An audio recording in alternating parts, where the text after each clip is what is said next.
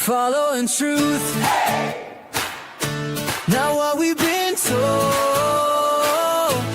Searching your word for what is written, what you spoke. Following truth, Jesus, lead us in your light.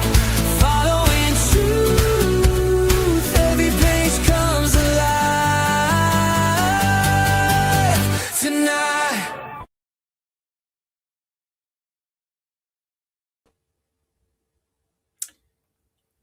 Hello and welcome to Follow in Truth. As always, I am your host, LJ. Sorry for the delay. I was having a bit of trouble with Rumble. I couldn't actually create a live stream. I forgot to actually do it. And when I went in to create a live stream, it for some reason, it wouldn't allow me to do it. So it just took me a little while for it to actually sort that out, but here I am. So thank you everyone for being here. Mike, you say that you got an email in comment. I will get on it. Yes, I did send you my email. Send it to me. That would be awesome. I will respond as soon as I receive it. Gavin here as always, and Freddie as well. So thank you very much for everyone being here. We're going to be looking at another Trinitarian text today. We're going to be specifically looking at something that is argued for proof that kind of Jesus is God, or he is YHWH, he is Jehovah, as I call him. Some people like to call him Yahweh, whichever way you call him.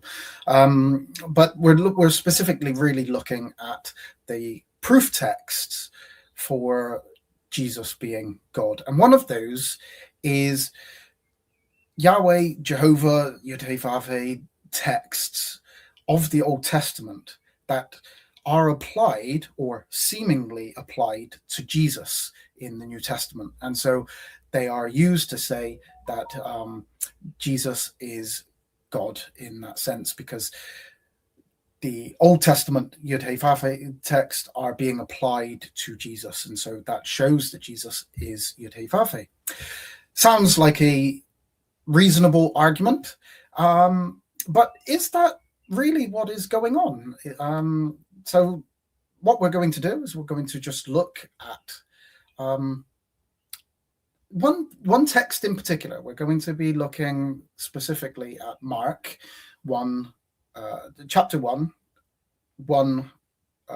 through 3, really verses 2 and 3 of the first chapter of Mark, and then also Malachi and Isaiah. But we're going to look kind of a little bit deeper than just taking something at face value and taking the argument as being true. So let's delve into it a little bit more. As always, this is just the information that I'm wanting to present with you, to share with you.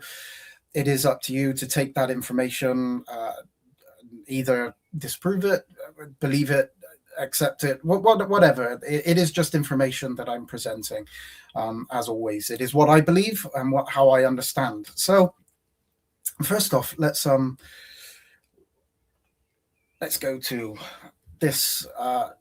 When I originally created this this image quite a while ago, when the New Testament applies YHWH text to Jesus, and there were three kind of understandings of what this kind of means: identity, error, or agency.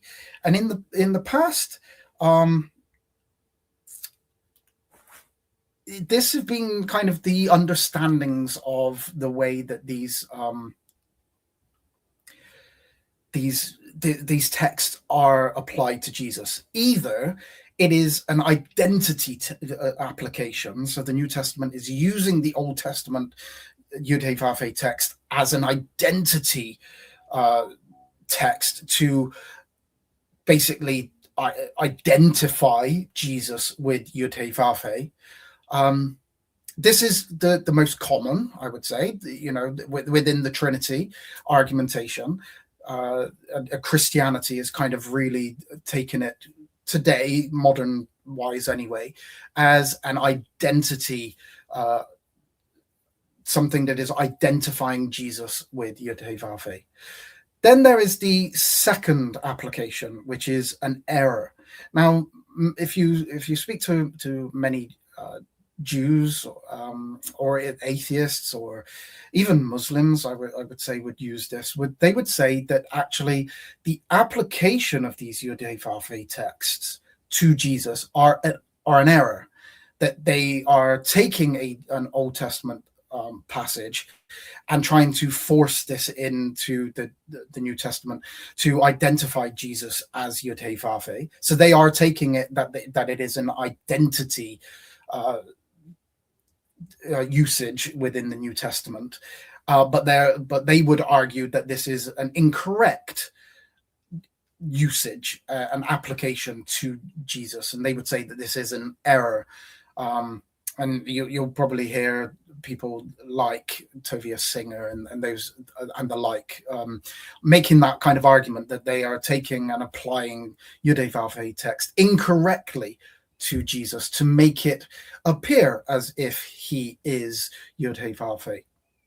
Then there is the third application, which is an agency, that Jesus fulfills the Yud-Heh-Vav-Heh text through agency.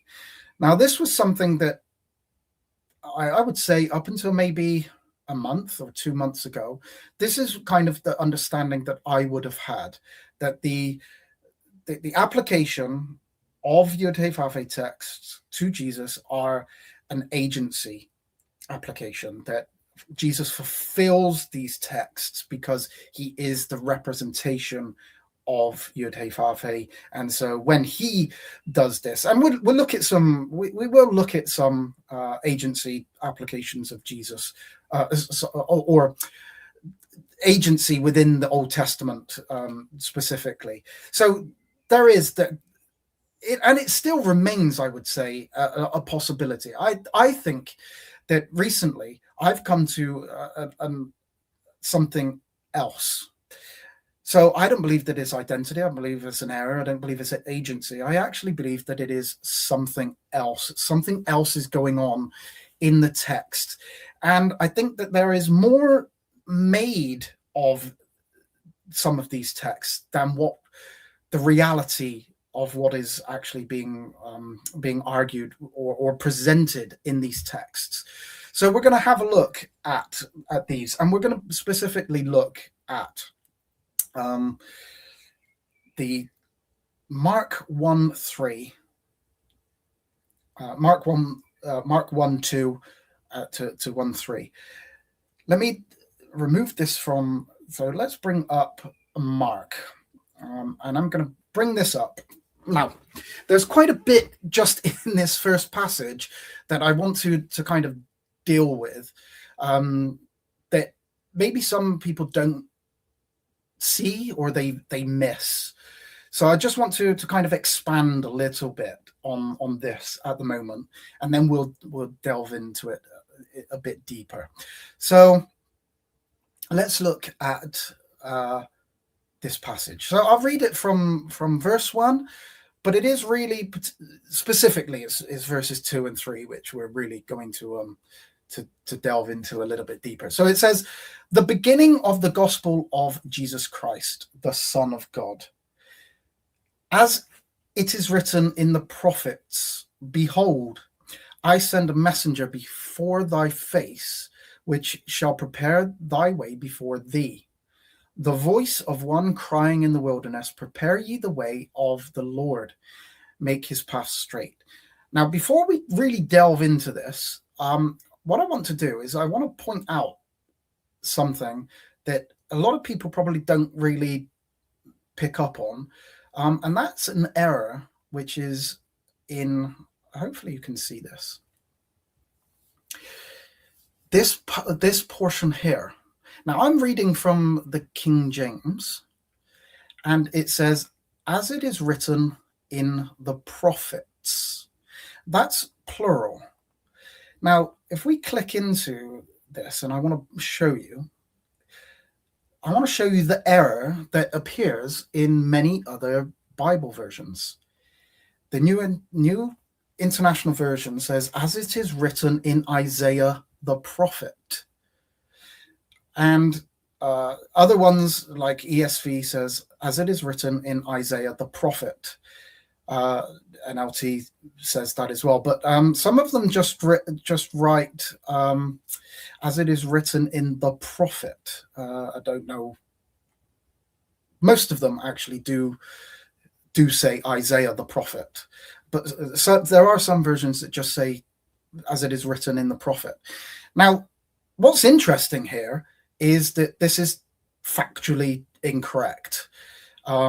There is a textual variant here, and this kind of really applies to the textual criticism side of things. And I'm not going to delve too much into this. I just want to point out that there is an error in the modern versions of the Bible here, as it is written in Isaiah the prophet. I will send my messenger ahead of you. That statement there, I will send my messenger ahead of you, is not found in Isaiah the prophet. It is actually found in Malachi. So when it talks about I will send my messenger who will prepare the way before me. Okay, this I will send my messenger is what is happening in this passage back in Mark is that it is taking two verses, Malachi 3:1 and Isaiah 40 verse 3, and combining them together to make like a kind of conglomerate saying. But the fact is that behold, I will send my messenger who will prepare the way before me. Now, when we go back to Mark, that actually is coming from, right? This is actually coming from Malachi. So this is wrong. If you have a modern version and it says in Isaiah the prophet, it's actually wrong. The King James Bible does get this right here, as it is written in the prophets, because it is written in Malachi and in Isaiah 40 verse 3.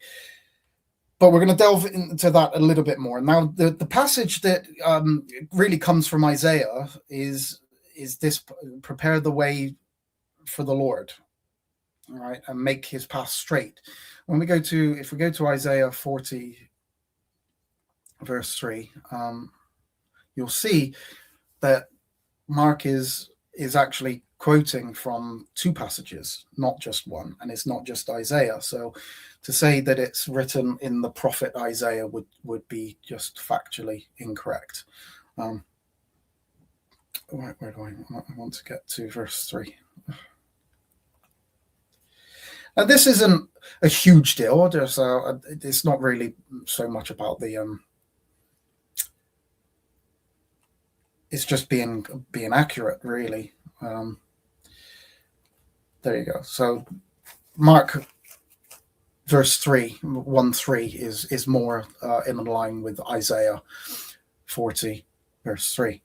So I just wanted to make you aware that this is not just written in the prophet Isaiah. And if you were kind of just reading this, and this has been used against the Bible in the past, where to say that there is an error in the Bible, that the quotation actually isn't in Isaiah, that comes in Mark 1:2.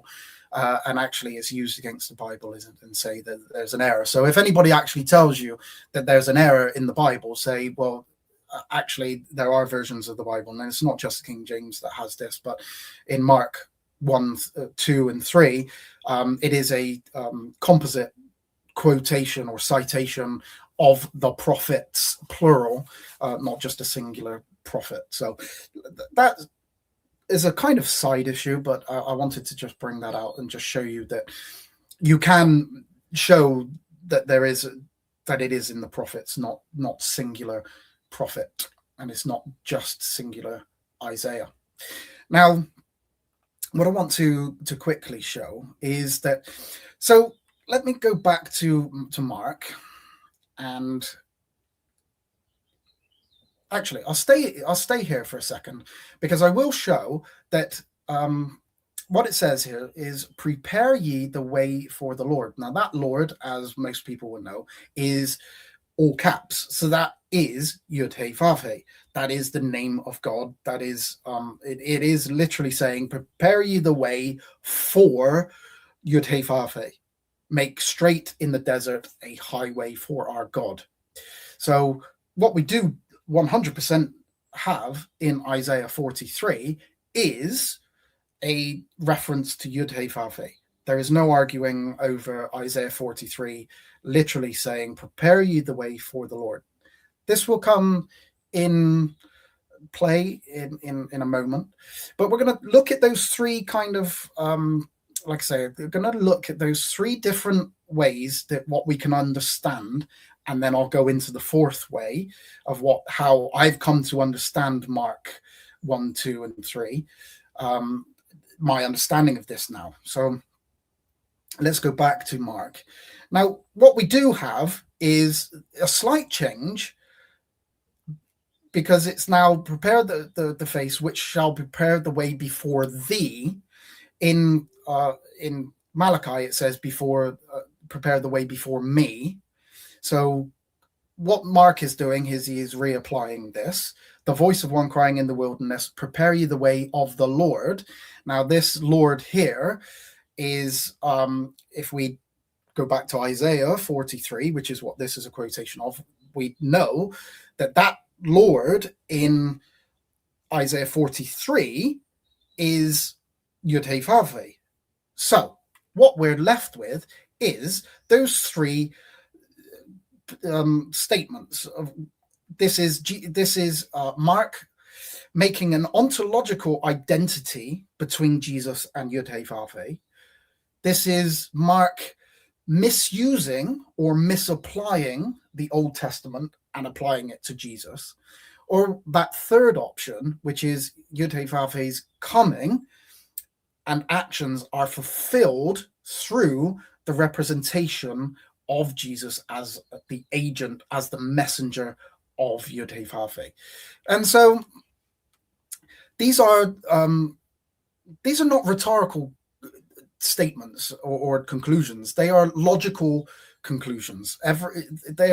We have to kind of understand what is going on, and these are kind of three of the main understandings. Now, Trinity theology typically assumes the first, as I said. A low view of Scripture may be the second, or Jews, or somebody that is kind of arguing against the Bible, or specifically the New Testament, as in the Jews, they argue against the New Testament. So that is the other way that would happen. And then there is that third way, which I think, as I used to understand it, and I don't think it's totally out of the question that it could be the answer, but this would be kind of the common Unitarian understanding, that it is not a metaphysical claim. It's not an ontological claim being made there. It is just Jesus fulfilling that passage in the New Testament through the representation of who he is. Now, what we do know is that the passage about the voice of one crying in the wilderness, prepare ye the way, that is that is John the Baptist. Now, when it says there up in verse 2 as well, as it is written in the prophets, behold, I send a messenger before thy face. This is John the Baptist. Now, we know that this is John the Baptist because Matthew, Mark, and Luke all and John, sorry, Matthew, Mark, Luke, and John all apply this to be John the Baptist. And there is in Luke 7:27, Luke 7:26 and 27, it goes further, and literally Jesus applies this to John the Baptist. So John the Baptist calls himself, he says, I am the one, in the calling out in the wilderness. So we know that all of the Gospels apply this to John the Baptist. And then in John 7, we do see that Jesus actually applies this to where is it? Luke 7:26. Oh, I'm in John. I want Luke. That's why I couldn't see it, because I'm in John. It helps if I go into the right gospel and the right chapter. Right. Okay, there we go. So I'll read just this bit from verse 24. And this is, Jesus is testifying about John the Baptist. And he says, and when the messengers of John were departed, he began to speak unto the people concerning John. So Jesus is now going to speak to the people concerning John. What went ye out into the wilderness for to see? A reed shaken with the wind. But what went ye out for to see? A man clothed in soft raiment. Behold, they which are gorgeously apparelled and live delicately are in king's courts. But what went ye out to see? A prophet. John the Baptist is a prophet. Yea, I say unto you, and much more than a prophet. So Jesus is saying that John the Baptist is more than a prophet. He's not just a prophet. This is he of whom it is written, behold, I send my messenger before thy face, which shall prepare the way before thee. So John the Baptist is the one that is sent as the messenger who will prepare the way before thee, or me, in Malachi 3:1. So we know that Mark specifically is making this statement that John the Baptist is this messenger. Now,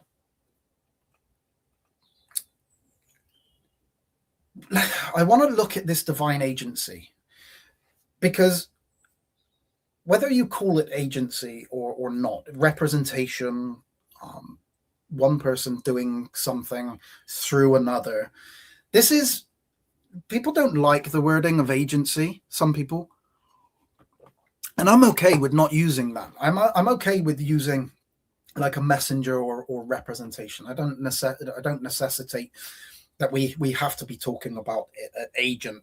I think modern wording agency is fine. We don't really see that word within the New Testament or the Old Testament. So I'm not too worried about having to use agency. And I know Unitarians like to use that term agency. I don't have a problem with it. But if we deal with people who do then representation, messenger, or, I think is perfectly acceptable. But if we go to Isaiah 13, what we can see here is a specific something that YHWH makes a statement. And I'm going to show you just quickly how a YHWH text or something the YHWH does is fulfilled through somebody else, but it is as if the Lord is doing it. So there he says that this is talking about the Medes and against the Babylonians. It's therefore this is YHWH speaking, will shake the heavens, and the earth shall remove out of her place in the wrath of the Lord YHWH of hosts, and in that day of his fierce anger. But the fulfillment of this actually comes about because how does this happen? He says, behold, I will stir up the Medes against them, which shall not regard silver, and as for gold, they shall not delight in it. Now, this is just the way that this is fulfilled. It is fulfilled through the kind of the punishment that comes upon Babylon is fulfilled through the Medes that YHWH brings against Babylon. So this just shows, it's just one aspect of just showing how a particular punishment is brought about, that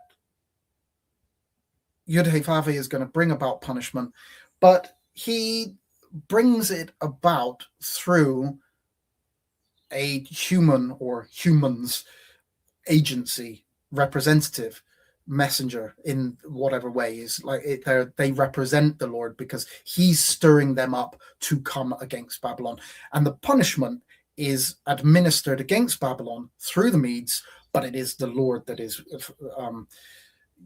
bringing about this. Now the same logic comes in Isaiah 19, where YHWH comes to Egypt through civil collapse. Jeremiah 51:11 refers back to the Medes. YHWH stirs the spirit of the Medes in Jeremiah 51. But we also see that in Daniel 5, God ends the Babylonian kingdom by historical transfer of power, which is through this nation coming against them. The prophets are perfectly comfortable saying that God did something while narrating how humans actually acted that out. And one of the most famous, I would say, passages of this would be where Aaron is told that he was holding the rod, and God says, "The rod that is in my hand, I will smite the waters." And Aaron is told to use the rod that it was in his hand. It was as if YHWH was holding the rod because, or the staff, because it is the representation. Aaron was representing YHWH in that sense. So we do see this, and there are many times that we see this, and I don't really want to delve too much into that,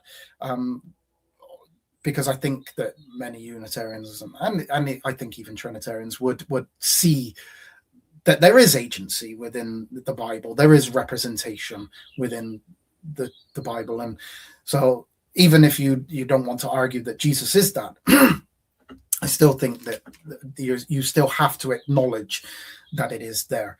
Now, what we do see is that for Jesus, he is the New Testament explicitly presents Jesus as the sent one.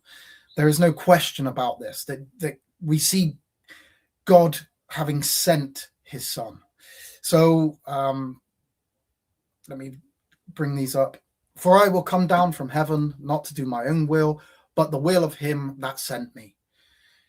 As thou hast sent me into the world, even so have I also sent them into the world. He that receiveth whomsoever I send receiveth me, and he that receiveth me receiveth him that sent me." We see there is like a chain of agency or representation going on in John 13:20. That's a really important verse, because it's in the same way that if they received the disciples, they were receiving Jesus, but really they were receiving the one that sent Jesus. So we have that chain that went through. "My doctrine is not mine, but his that sent me." the Father which sent me, he gave me a commandment what I should say. So we definitely see that this agency is or representation of Jesus is, there's no question about it. We definitely see this. So this is, like I say, there is the one way of understanding this coming through agency, and this is the way really that I would have understood this maybe a month or even 2 months ago, maybe a bit longer than that. But this is how I would have explained that passage, and I still think that if my understanding and my interpretation of this passage doesn't work, which I do think that it does, then the agency still, the representation still works. There is no necessity to make an ontological claim between YHWH and Jesus just because Jesus is the one that fulfills that representational role of YHWH, in the same way as what we see people doing throughout the Old Testament, being the one that represented YHWH and fulfilling the texts that YHWH that would be his text. And so there is no issue with that in particular. Now, what we do see is that the Son can do nothing of himself, but only what he sees the Father do. I can of mine own self do nothing. The words that I speak unto you, I speak not of myself, but the Father that dwelleth in me, he does the works. Now, this is going to be an important verse that I will come back to later on, this John 14:10, and there are other verses that talk about this. Now, what we do know is that if we go to Deuteronomy 18:18 or 18:15 really, through 18, and hopefully you can see this, what we do know is that there is a prophecy, there is an expectation that there would be this messianic figure, specifically that would be a prophet and would speak the words of God. So the Lord thy God will raise up unto thee a prophet from the midst of thee, thy brethren. So we know that Jesus is an Israelite, but he is also a prophet. That's an important aspect, is that he is a prophet. But it's like unto me. Moses, this is Moses. Unto him you shall hearken, according to all that thou desirest of the Lord thy God in Horeb, in the day of the assembly, saying, let me not hear again the voice of the Lord my God, neither let me see this great fire anymore, that I not die. And the Lord said unto me, so Jehovah is saying to Moses, they have well spoken that which they have spoken, that they didn't want to hear the voice of God anymore. So I will raise up a prophet from among their brethren, like unto thee, and I will put my words in his mouth, and he shall speak unto them all that I command him. So Jesus actually acknowledges that he is the one that that speaks the words of God, and that he only speaks what he is commanded to speak. But it also then goes on further. And it shall come to pass that whoever will not hearken unto my words, this is YHWH, that if they do not hearken unto my words, which he shall speak. So he shall speak my words, but you have to hearken to his words, because they are the words that Jesus speaks, or this prophet speaks, because they are the words of Jehovah, because he is that prophet that is going to speak the words that he has been given by YHWH, which he shall speak in my name. So Jesus is going to speak in the name of YHWH. I will require it of him. So Jesus is that prophet that is going to come. He is going to speak the words of YHWH, and you have to listen to them, because it is as if YHWH is speaking himself, because he is speaking in the name of YHWH. It's not that he is YHWH, he is speaking the words of YHWH, Jehovah, and he is speaking in his name, with his authority to do so, as Jesus himself says, he has given me the authority to do so.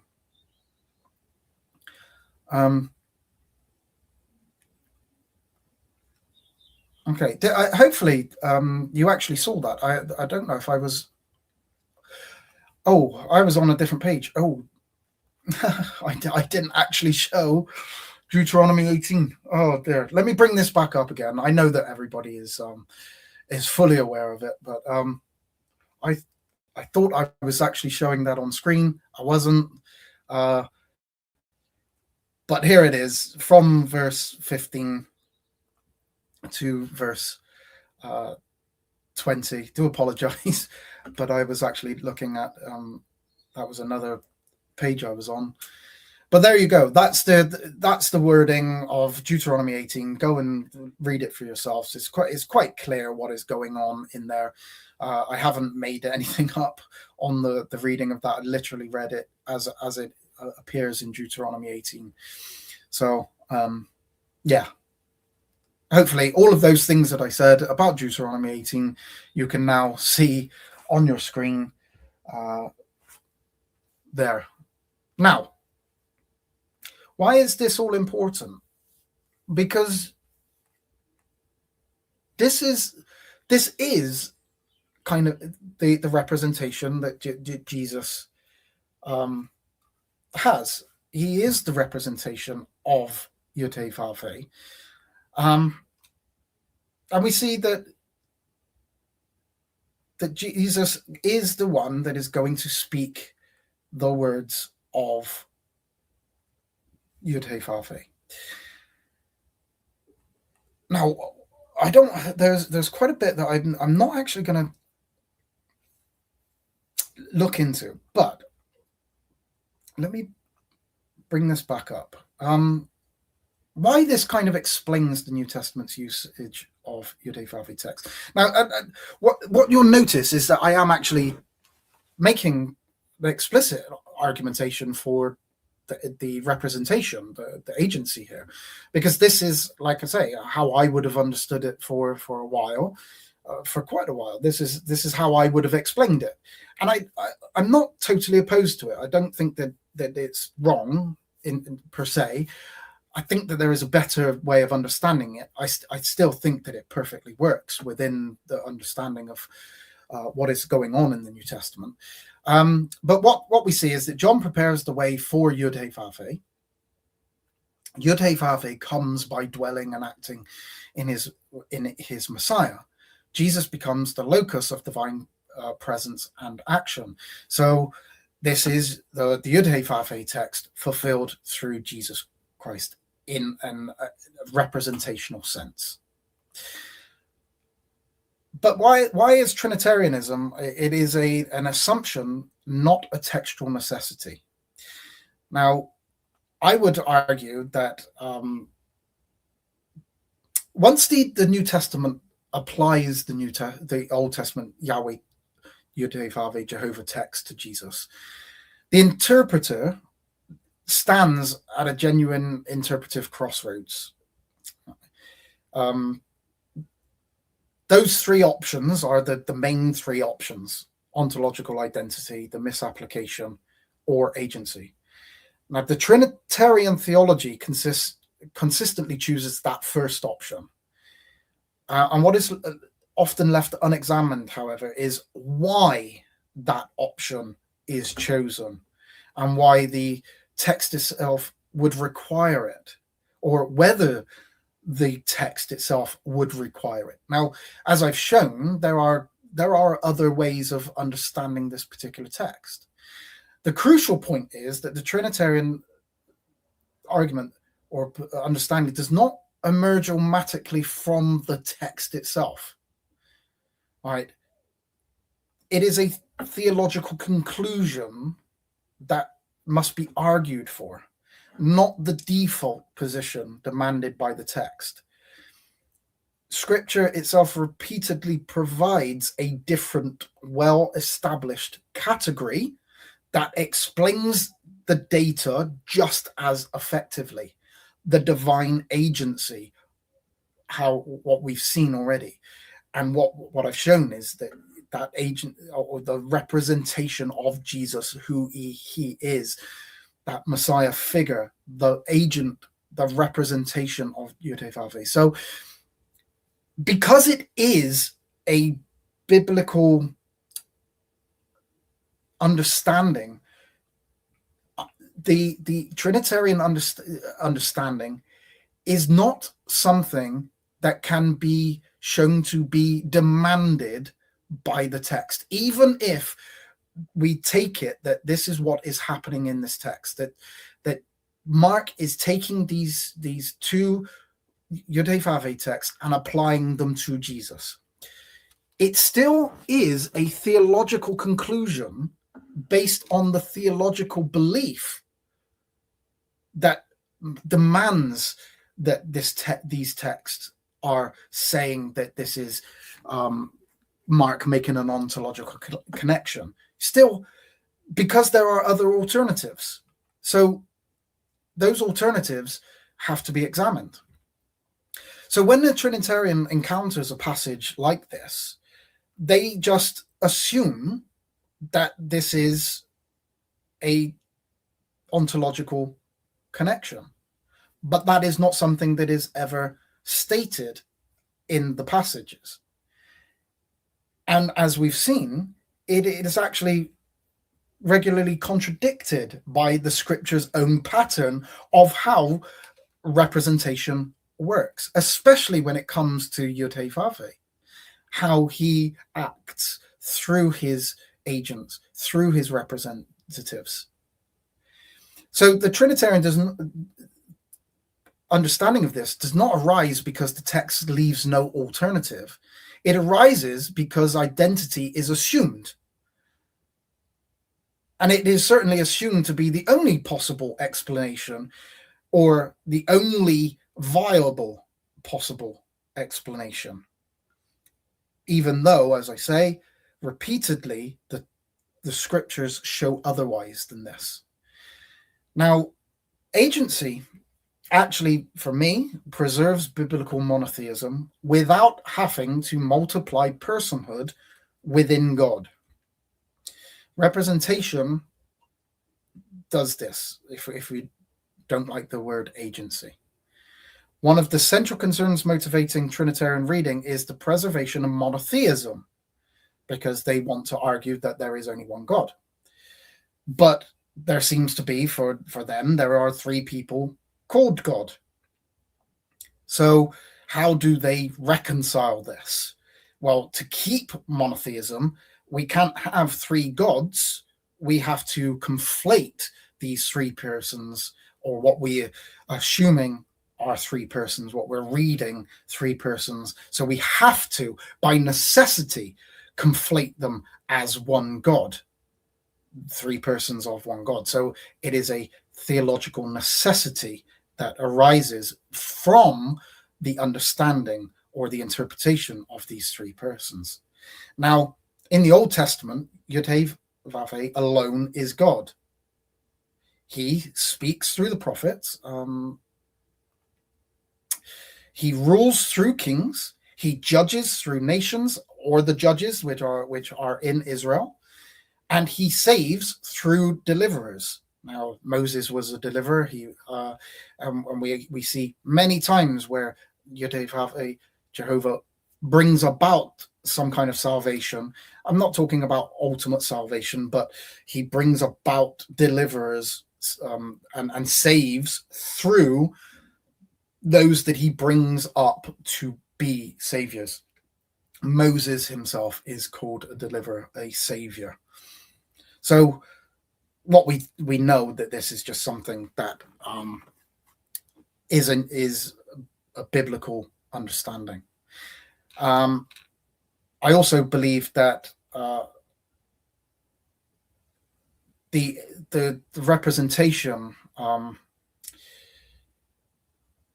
it preserves this monotheism in a better way, and it keeps the scriptural authority. So we're not going down the road of misapplication, because I don't believe that the New Testament is misapplying this text.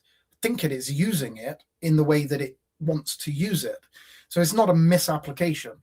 So I believe that to me doesn't become an option when we talk about misapplication.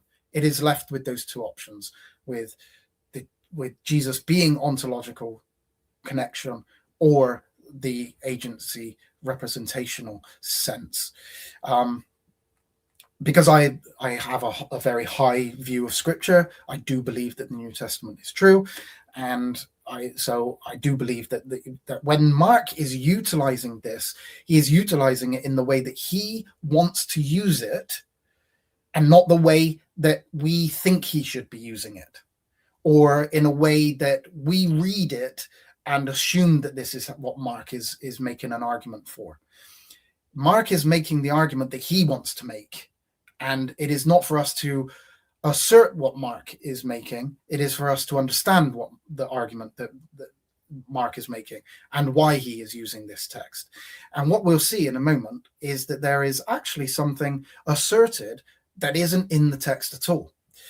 And we're going to get to that. So within the Unitarianism position, God remains the one God, YHWH, without the necessity to multiply personhood within God.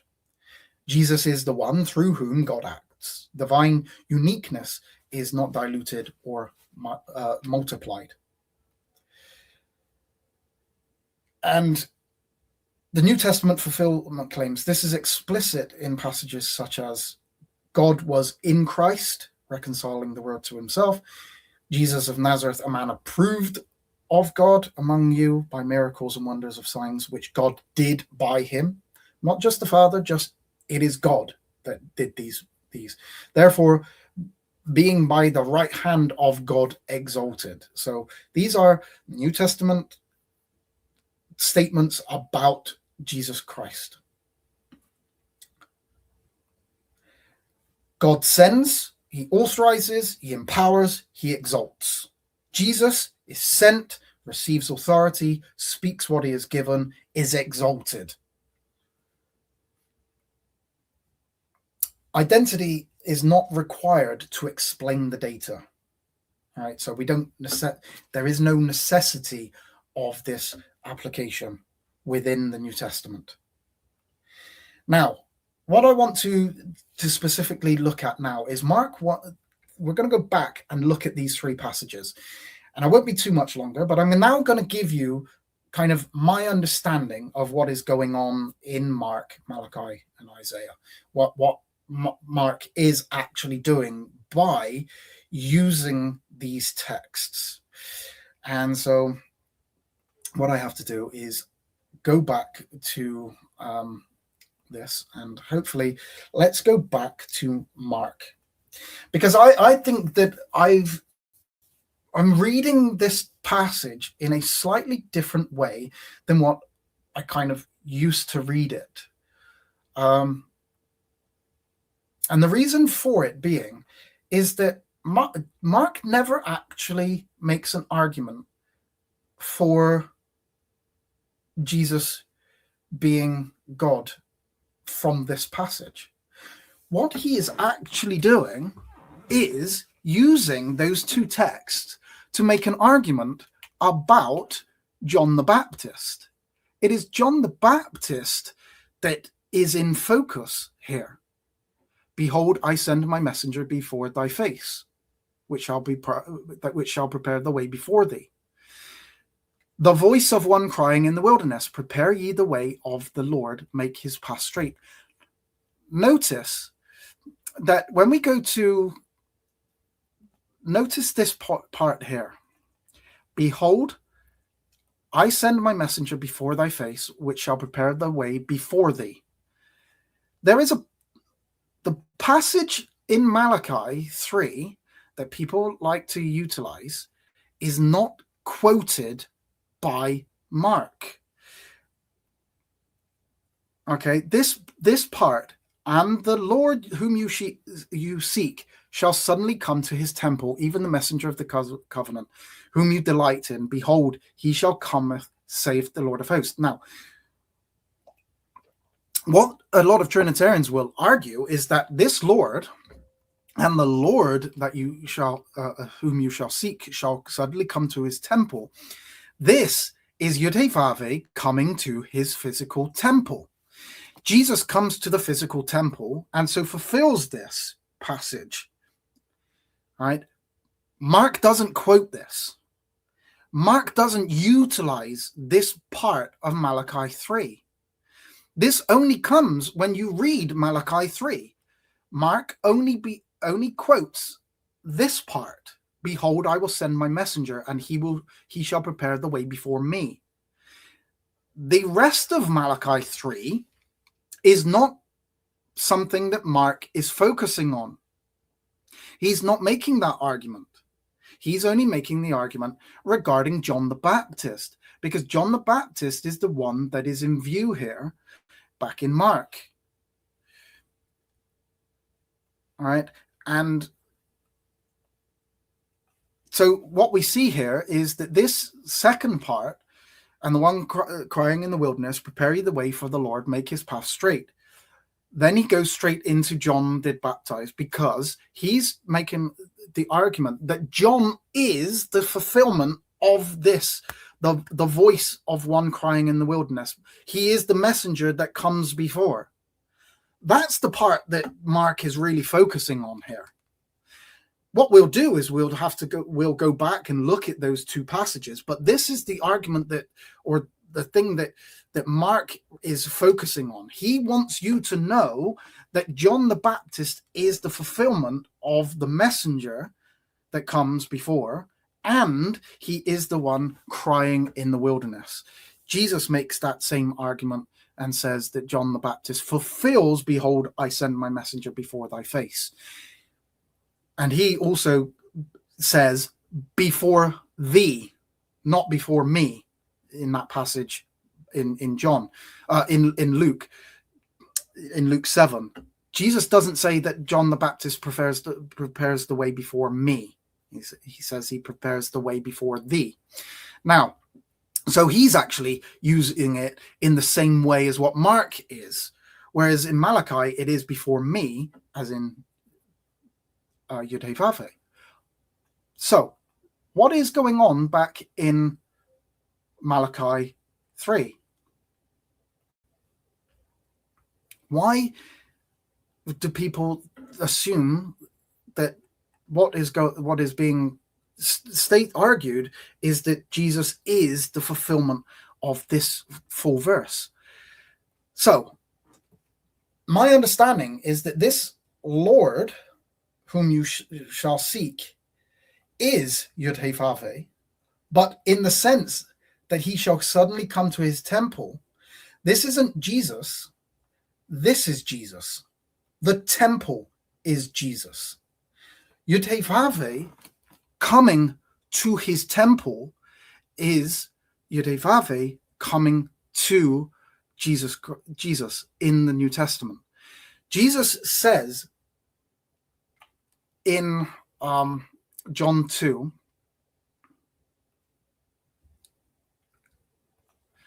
let me bring this up, and it's in verse 19. So Jesus says, then answered the Jews and said unto him, what sign showest thou unto us, seeing that thou doest these things? So they're asking him for a sign. But Jesus says, destroy this temple, and in 3 days I will raise it up. The Jews misunderstood this. They thought that he was talking about the physical temple. He's not talking about the physical temple. He's talking about himself. Why is he the temple? Because God is dwelling in him. He is not. There is no other reason for him to be called or to refer to himself as the temple. If God is not dwelling in him, then he is not the temple. What does that mean? Destroy this temple. It is because God is dwelling in him. The Father is dwelling in him. And there are many verses that we can go to show that. In fact, I actually did show some of those verses. But let me just show you in this, in the Greek, all right? So Jesus is referring to his body as the temple. Okay, now on is the Greek naos. It is the shrine, the temple. The usage of it is the temple sanctuary, temples, right? But it is where we can say properly a sanctuary, a divine dwelling place, a temple, sacred abode, the place of divine manifestation. All right, it can, and it does refer to the sanctuary of the Jewish temple proper. But Jesus is not referring to the temple. He's not saying that they're going to destroy that temple and he's going to rebuild it in 3 days, because that's not what happened. Or they destroyed the temple of his body and he raised that up in 3 days. That what was raised up. The temple that he's referring to, and John actually says that that they remembered that, right, after he said, but he spake of the temple of his body. Why? Because the God the Father was dwelling in him. So back in Malachi verse 3, chapter 3 verse 1, when it talks about the Lord whom you seek, so they are seeking YHWH, he shall suddenly come to his temple. He's going to come to Jesus, who is the temple, because God the Father is dwelling in him. Then we get this second part, even the messenger of the covenant. Now the Hebrew there is and the messenger of the covenant, whom ye delight in, behold, he shall come. So the temple and the messenger of the covenant is Jesus. They are in a certain way here being connected together as one. The temple, who is Jesus, is also the messenger of the covenant. And the messenger of the covenant is going to come because God is going to dwell in his temple, Jesus, who is the messenger, who will then come in the representation of the Father, of God. But this part is not quoted by Mark. Mark is not using this part to make the argument that Jesus is God. He's not using this particular part because that's not what is being said in this passage, and Mark is not using this passage to say Jesus is God. He's using this part because he wants you to know that John the Baptist is the messenger. That's what Mark is making the argument for. The Lord is the Father who comes to Jesus, dwells in Jesus, works through Jesus, speaks through Jesus, gives authority to Jesus, does the things through Jesus. He is the messenger of the covenant. And so, in my understanding, I don't even need to appeal to the agency part of Mark. I don't even believe that this is. It doesn't even necessitate that we have to even argue for agency. You can. I think it works. I think it's fine. I don't know if it's true. it definitely works, because we just see that representation. If you want to say that the Lord whom you seek is Jesus, I don't see Jesus being called Lord in the Old Testament in that sense. It's not being referred to as, I know that we've got Psalms 110:1 where Jesus is kind of the messianic figure is being referred to as the Lord, in a certain sense, but that's not really what is being referred to here. I think that we are talking about YHWH, not Jesus as Lord. I do think that this, personally, because of the passage that is also found in Isaiah 43, where we know that this is YHWH. I think because of this passage, the voice of one crieth in the wilderness, prepare thee the way before YHWH. Make straight his desert a highway for our God. I think that the application of this in Isaiah, in Malachi, to me must mean that in Malachi 3, it really is a referent here to YHWH, this Lord. But what that doesn't do is necessitate that YHWH, this Lord, has to also be Jesus.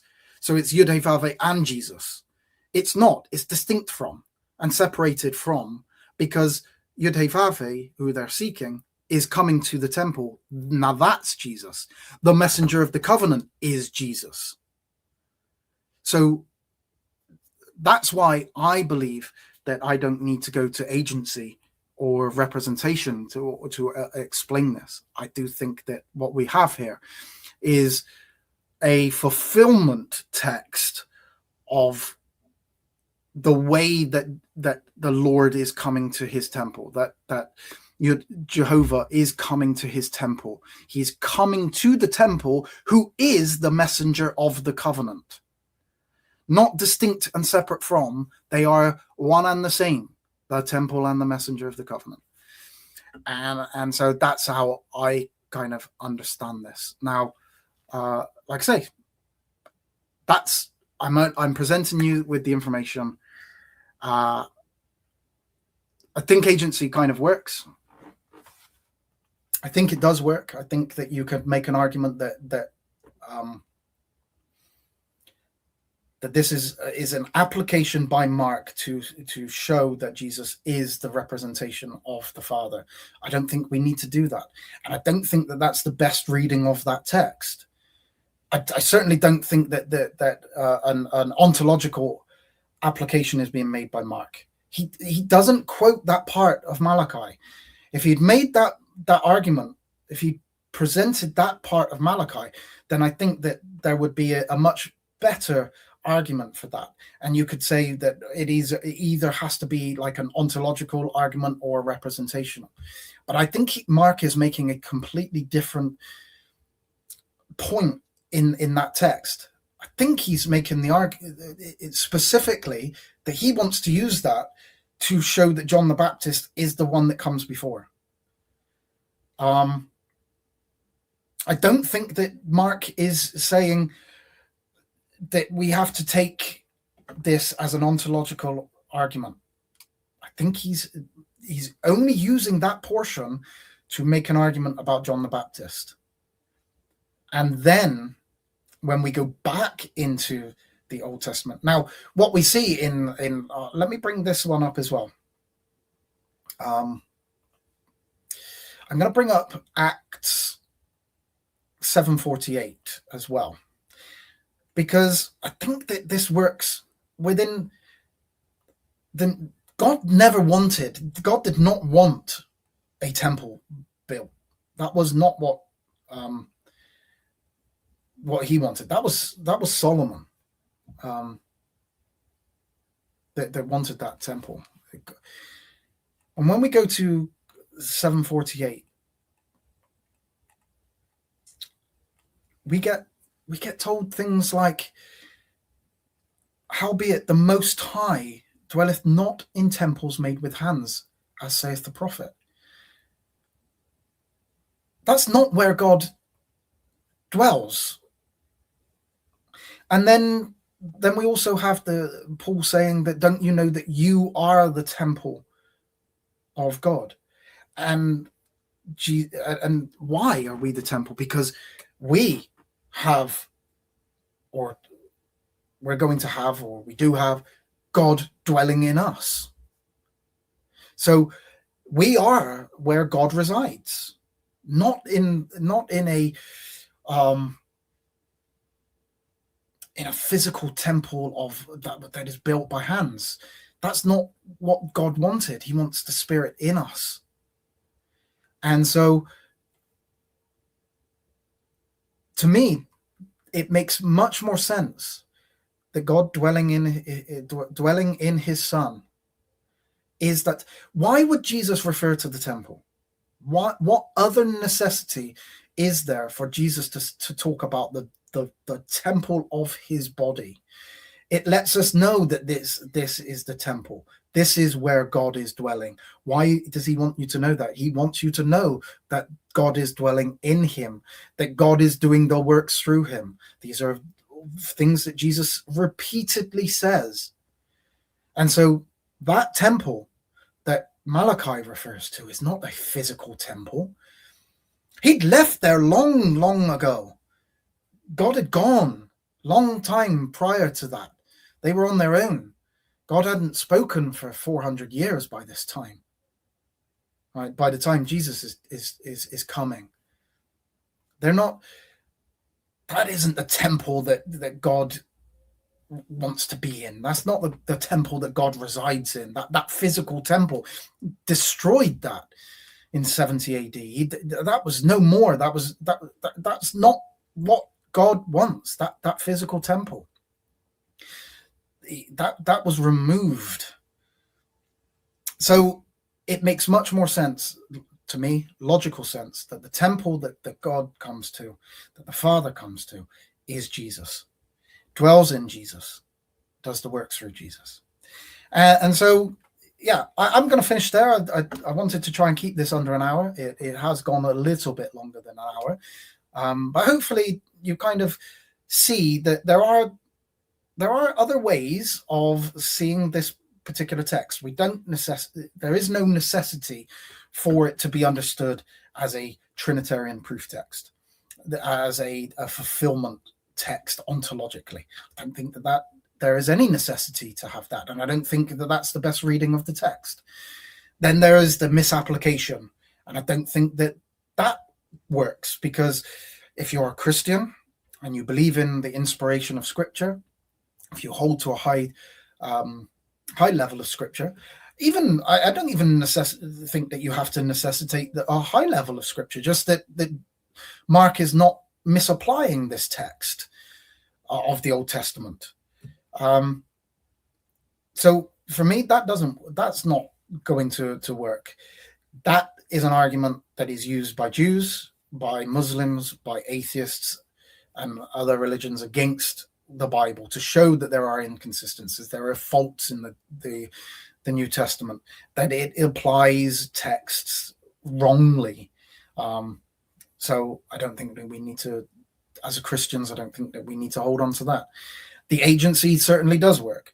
I think that we can look at that and say there are certain very, very clear passages where we see this divine agency in play. And Jesus certainly makes it very clear that he is an agent, a representative of the Father, of God, who does the works, and says that, it's not me that does the works. It is the one that sent me. He does the works. He dwells in me. But then I also think that there is this other understanding that I kind of read this passage with now, that I don't need to even worry about this agency argument. I actually think that it works better that this is a future prophecy about God indwelling Jesus, indwelling his temple, his messenger of the covenant. And I don't think it works. You may disagree, and that's fine. I'm going to open this up. I'm not going to stay for a huge amount of time. If you would like to discuss this particular passage, that's fine. I'm not going to go into debates on other passages, and if you want to try to prove to me that Jesus is God, I'm not going to really delve into to go down that road. If you want to make an argument that this passage better suits ontological connection between Jesus and God, that's a different thing. But we're going to stay on the passage if that's what you want to do. We're not going to go off into all different passages to try and make an argument that Jesus is God. You're going to stay in this passage and make it from that. If you would like to come up, I will I'll make a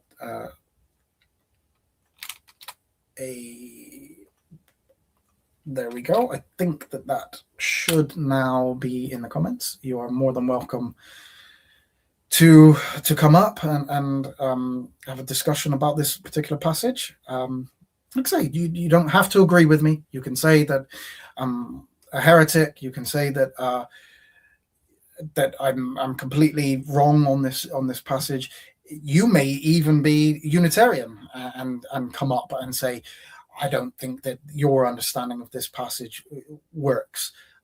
It works much better in the agency. That's fine as well. I have no problem. Whichever way you kind of feel, I don't mind. But I won't stay for too much longer, especially if nobody does come up or would like to engage. I will say straight away, thank you very much for everybody being here, agreeing or disagreeing. It means a lot to me, just that people are here taking the time that they have to listen to my presentation and my what I believe and how I understand things. So I do appreciate that you've got other things to do. Freddie, Mike, Clate, I just saw Clate having come in.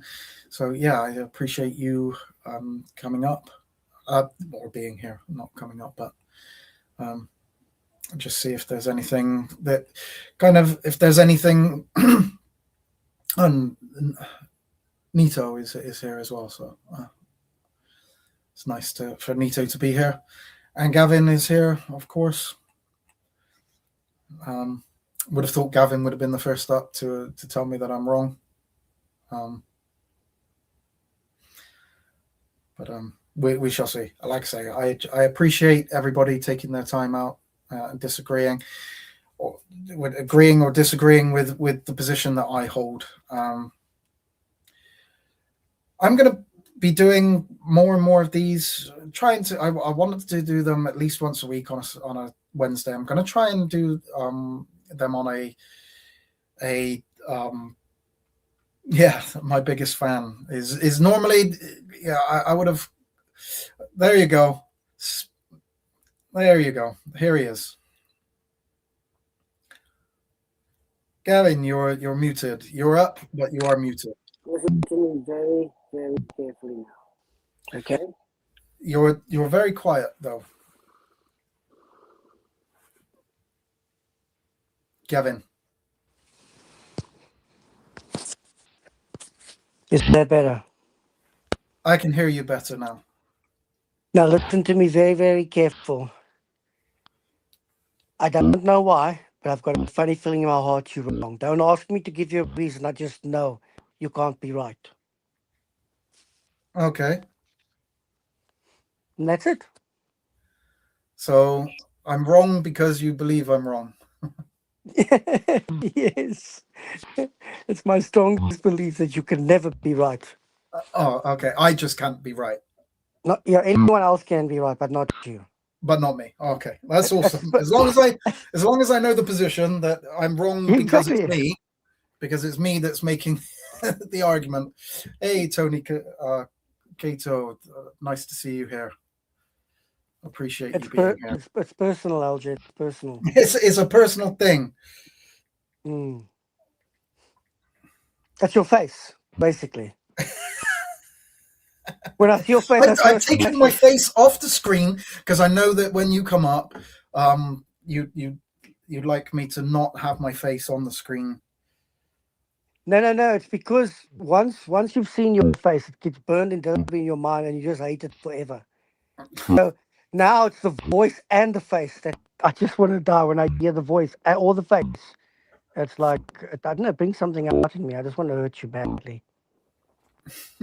Well, I do appreciate that.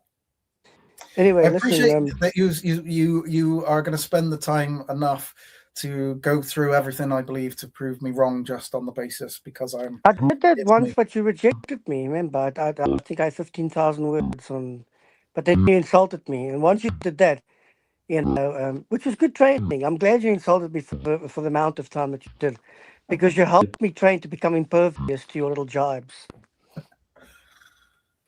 Yeah, just let you know that you're and it's been going on for quite a while, Gavin, is your audio is absolutely terrible. It's not bad now. Keep your mouth closed. Well, when you're quiet, your audio is much better and your arguments are much stronger. Now, talking about arguments, did you get my 77 truths? Where did you send them? Well, first of all, I don't have your number. Can you give me your number, you dum-dum? First of all. And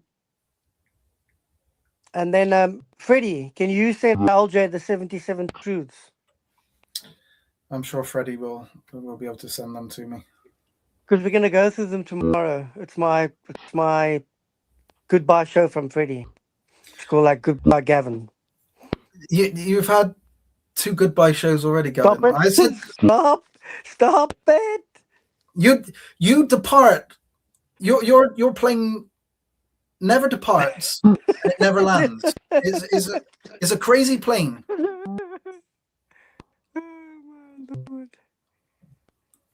You've been Freddie and Clay. Hey, nice to see you both. Yeah, they come. Hey, They come. I was having issues. It wouldn't connect straight away. You, my biggest issue, Freddie. You and your fat friend, LJ, are getting on my nerves. You know, I realized when you didn't want LJ's face to be on there because it's intimidating. It's like that movie, The Beauty and the Beast. And you're saying that LJ is the beauty. No. He's the beast. Honestly, he's a mix. No, obviously, we know who's the beast here. There's about 2 foot. That's why your plane never lands. They it's not open to monstrosity like you to land on any safe landing strip. Wow, you calling me fat, fatso?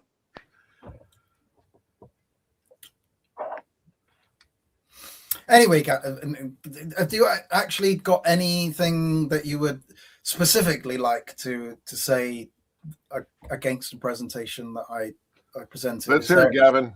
Is there anything that you could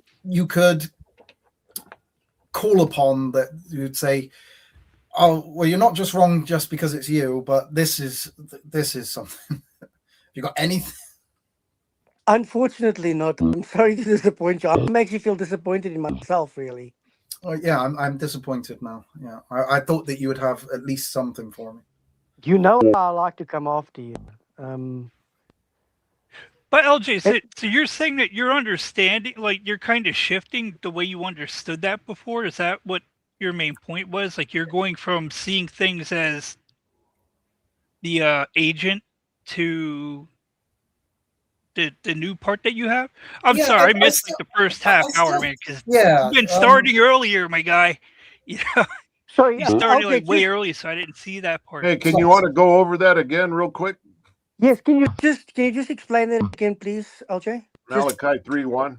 Yeah, so no, half an hour. Just a minute. Just Gavin, let him go. We're going to be here an hour. Just you interrupted. Yeah, and just to let you know that background issue got fixed too, so you're seeing that whole thing in there now. Like it's rendering properly. Okay, awesome. Yeah. I don't even know. Freddie, what in the I did. meanwhile, Freddie, please send LJ that document, the 77 things. Please send it to him.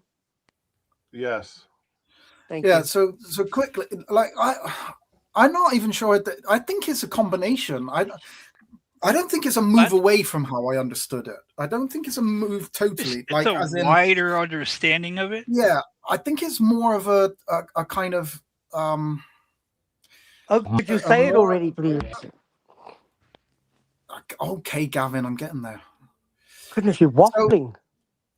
Well, I'm speaking to Clay. I'm just kind of addressing what was said. The difference So, between yeah, this you is- and Clay is you waffle, he's cool. That's the difference. Yeah. He's a very cool dude. You could learn from him. So I understood this as kind of an agency sense that Yudhevave coming to his temple, and this worked out that Jesus coming to the temple. So the Lord, who I understood to be Jehovah, was coming to the temple, the physical temple, and so this was through Jesus, the messenger of the covenant, and so that argument that they make. Can you see that on screen? Oh, yeah, you can. The Trinitarians, you mean? The Trinitarians who understand this Lord to be Yudhevave, that he's coming to the temple. Well, he doesn't physically come; Jesus does. So Jesus must be Yudhevave, who comes to the temple. Mm-hmm.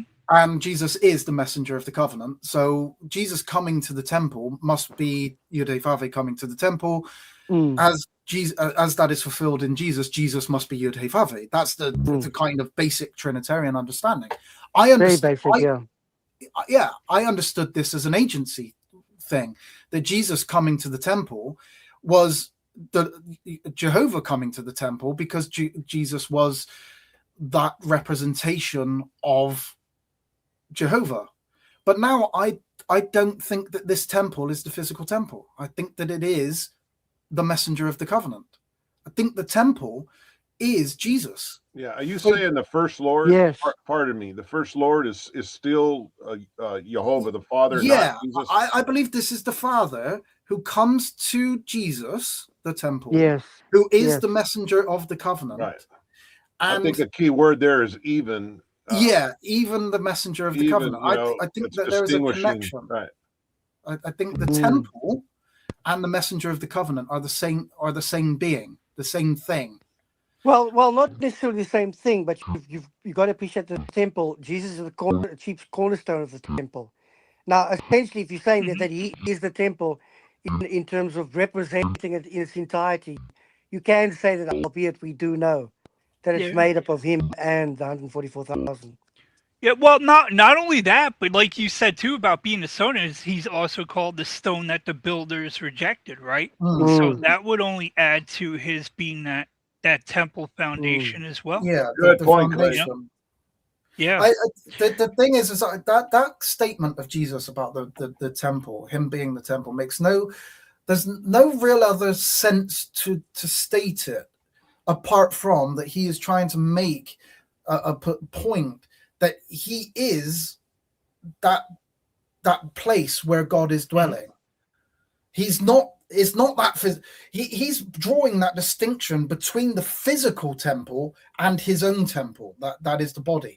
Right. And I think that temple that the Lord comes to is not that physical temple. He's not coming to that. He's coming to his right. What? Well, can I say that in a different way? He's coming to his elect and chosen. He's coming to the saints.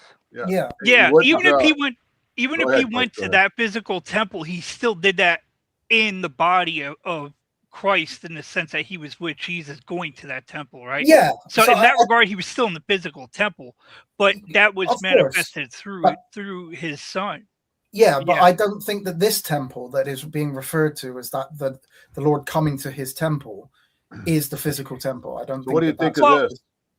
What the Good. temple, if it was the physical temple, Yeah, why would it be saying that? Because wouldn't we He all would have already been logically there, right? wouldn't we Yeah. all logically believe that God would have already been dwelling there to begin with? Yeah.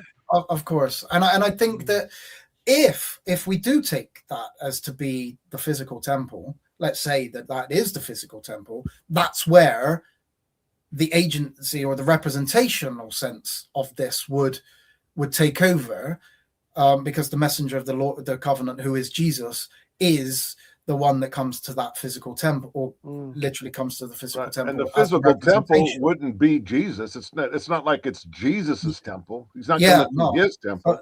That's why I Yes, but don't understand this to be the physical temple. What I found very significant about this, if you think of it, if you look at it in this proper context, is that when it says if the Father or God is going to come to the temple, it's actually for an inspection. And that's why often they are being spoken of as being in a time of inspection of God, because they were being inspected. The house of God was first to be expected. You know, he would come and take a look at his temple, but it was also with regard to approval, because God the Father is the one who approves, you see. And of course, Well, he expresses those moments of approval. He does approve of this temple, and so that's what I think. You know, as he's the owner of the temple, the master. He comes and checks the temple, Yeah. and the temple is of course Christ and his Yeah. co-heirs. Yeah. Well, I thought you were going to make a case about Israel being, you know, because the point is that God is going to inspect the quote unquote temple. But what is the physical building with no people there worshiping the true God? There really wouldn't be a point, right? So But if he were to be there is no inspecting, building. You see, because the ecclesia, the temple is the ecclesia. yeah, well, that's what I was basically going to get around to asking. It would be more like God was investigating the people of Israel. So in that regard, God is kind of saying that they're the temple, even though they're going to a physical temple where they officially worship, right? You're talking Yes, about no, the people. definitely. They are spoken of as foundation stones. They are described as the temple of God. It's one of the synonymous names. That's what I pointed out, that in the New Testament that Paul says that we are the temple of God. So Yes. I just don't think that this temple is that physical temple that is in reference here at I'm all. glad you No, do, well, because what that's like, that shows to me, which is quite interesting. I'm sorry to interrupt, Clay, but I You're even picked it up with what Holly said, Tony's wife. She made a very interesting statement. She said that now when she looks at Jesus Christ, she sees him as the resurrected Jesus Christ. It's a higher Christology. It's a high human Christology, is what I'm saying. And so I kind of feel that, as for me, it's my personal opinion, as people's spiritual perception gets kind of sharpened, they actually get to see the real thing. And remember, the reality was never the physical. Never. Never. It was No, always a type. and you know what goes along with that, just to make this point, because that was the first Israel. Now you got the second Israel. And how many times do we see in scripture where it's not the first that gets chosen, it's the second? You know what I mean? Wow, that's quite an interesting point if you think of it from that perspective. Yeah. So And why would it be a That's physical very temple? interesting. Why would it be a physical temple if it was ultimately going to be destroyed as we know it did in 70? Yeah, I You see, just don't think there's Freddie, any necessity for it. I want to stress something you always say, and this is the crux of it. This is actually how you can delineate between those who see it and those who don't. You have to have the Spirit. If you don't, you will never see it. It's actually the Spirit that opens up everything to you, for you to be able to see that actually, in real truth, the real value, the real gold is invisible. It's everything that's happening in the spirit realm. And of course, if you don't have God's Spirit, you'll never be able to see that. You'll never be able to see the true reality. Because the reality is the new creation. That's the reality. So two things I'll quickly ask. Go ahead. Things. The first one was, did you hit the like button yet? yeah. No. If you That haven't was liked the it, first now- one. Guys, so come on, there you hit go. that like button, everybody. All right, very good. Yeah. Was that the first thing I pointed out was I just interested to see whether other people had noticed that the prophets was wrong or correct in the King James and wrong in the other passages, in the other versions like the NIV. And How so? Could you just explain that quickly? How so? did you miss that bit? Yeah, you missed it. Yes, I You did. didn't Like I listen. said, you're not the greatest teacher on earth. That's why I'm No, asking you don't questions. listen. He was clear. It's because Oh, there, of it course, there combined comes two the different support for passages. LJ. Okay. Oh, LJ, you one of the brothers. Do you want? I'll explain it again to you, Gavin. So, as it is written in the prophets, behold, I send my messenger. Right, and then he It should be quotes. written as it's written in Isaiah. Is that what you're going to say? No, because Okay, that guys. behold, I send my messenger before thy face, which shall prepare the way before thee, is written in Malachi. Yes, it is Malachi because it's John the Baptist.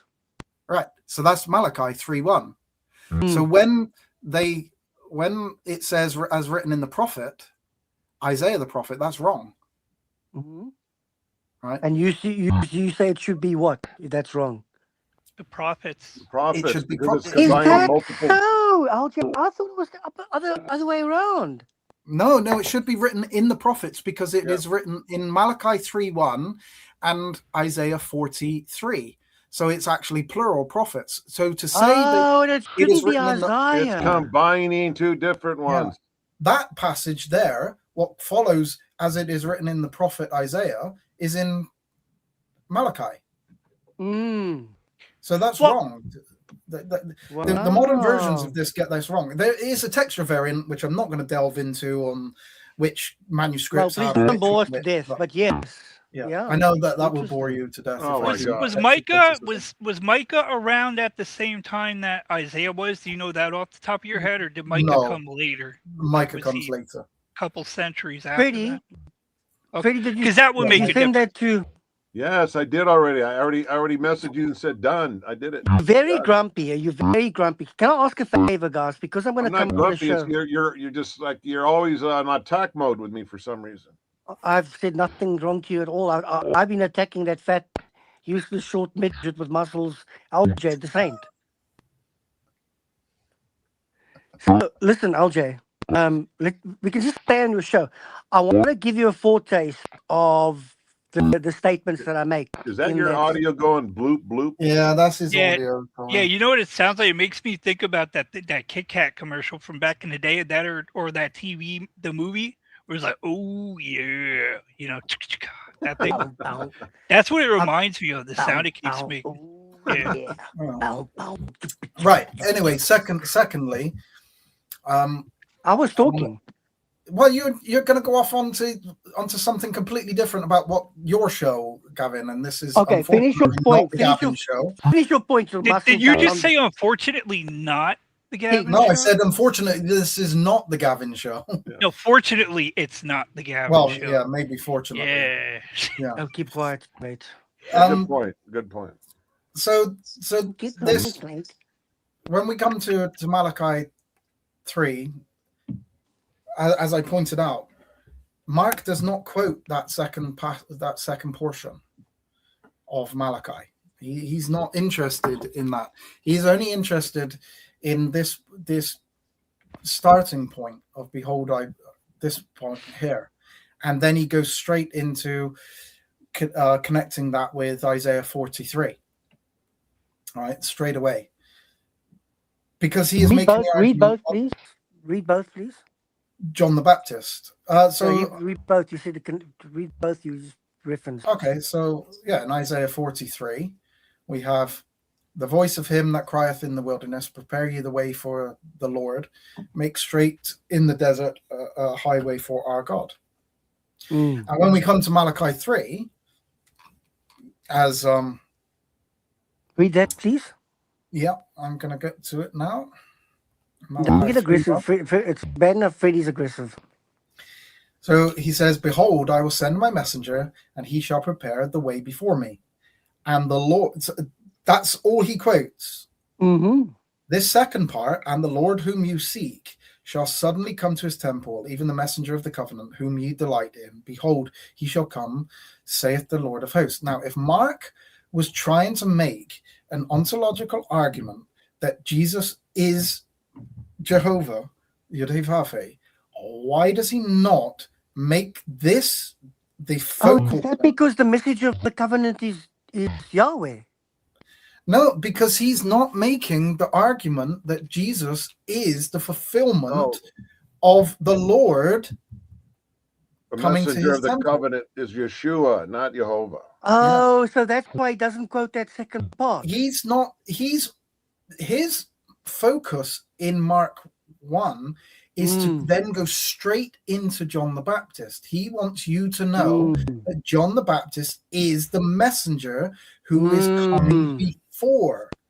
Oh, of course, yes, Isaiah, yes. and Isaiah 43. Mark doesn't make an ontological argument here that Jesus is Yudhe. No, he doesn't. He's making an argument that John the Baptist is the messenger that comes before. Yes. That's all Mark is actually focused on. Mark's focus is on who is this messenger that comes before? Who is the one that is crying in the wilderness? And Yes, then and he of goes course, straight into John the Baptist. Of course, and they'd be obsessed with that because for 450 years, they even asked Jesus, "Are you Elijah?" Yeah, They because were looking forward to it that badly. there's three prophecy fulfillments being here at one time. What's that, Freddie? Well, the prophecy of a prophet to come and prepare the way, the prophecy of Jehovah coming to his temple, and the prophecy of the messenger of the covenant, the anointed one coming. Oh, it's actually quite beautiful because you could apply all three, couldn't you?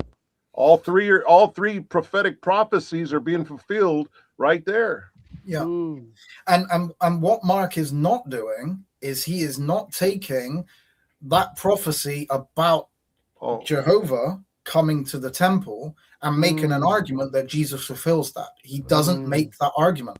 He is not saying that Jesus is Jehovah. He doesn't focus on that point. Is that the point that you're saying about the agency thing? Because in a way, I would say, if you want to say that Jehovah was going to the temple in the regard that Jesus was coming in the name of his Father, and he was directly sent by the Father from the time of his being in the womb, this man had a destiny, right? And it was all through prophecy according to God. He's the Son of God. So I have no issue with saying that God was going to his temple there, because we all know that Jesus did everything the Father instructed him to do. And that's why I was saying that if you take that temple as the physical temple rather than the body of Jesus, then that is where how I used to read it, and I used to understand it within that agency or representational sense. But reading it closer, and the fact that Mark doesn't use it, I think that there isn't even that necessity to actually read that. I think that that temple is Jesus himself. Okay, can we back up then for a second? Because if we're talking about John the Baptist coming, right, and basically declaring the coming of the Christ, which in that regard too, that would be Jehovah coming, because if he's just declaring the coming behind him, right, he's still pointing to the Messiah, correct? Yeah, and that's why I say that it's kind of it's not just representation sense going on here as in that agency. I think that there's more to it. I think that there is Jesus is that temple who is the messenger of the covenant who comes with the Father dwelling in him. So I think that there is a kind of an agency depiction in it, but also that it is trying to say that the Father is going to dwell somewhere. He's coming to that temple. Absolutely, I'm with you. I think the agency, for me, I think the agency begins when the Spirit comes upon Jesus, and he's has the infilling of the Spirit of God, and then Jesus makes known that it's the Father in me that dwells in me. I think that's when it begins the agency where Jesus is representing the Father. And at that point, when the Father is dwelling in him, he is the temple of God. He is the temple, because he is the temple where God is dwelling. God's not dwelling in that. He doesn't come to that that physical temple. He doesn't go and dwell there. We actually see him leave. Ezekiel watches the Father God leave the temple. Long time. God has gone from that temple a long time ago.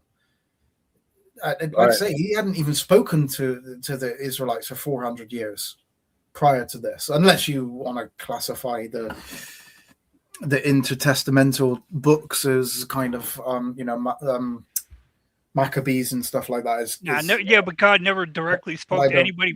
Whether he helped them or not in some kind of way is one thing, but he never directly spoke to anybody like through prophets or anything, right? Yeah, that doesn't mean he didn't necessarily give them a hand, in some way here and there, but he definitely wasn't speaking to anybody.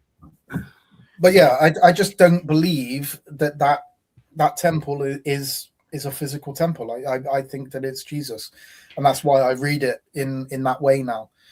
If you have to take it as a physical temple, then I still think that agency representational role works, but I don't think that's what is being said in that passage.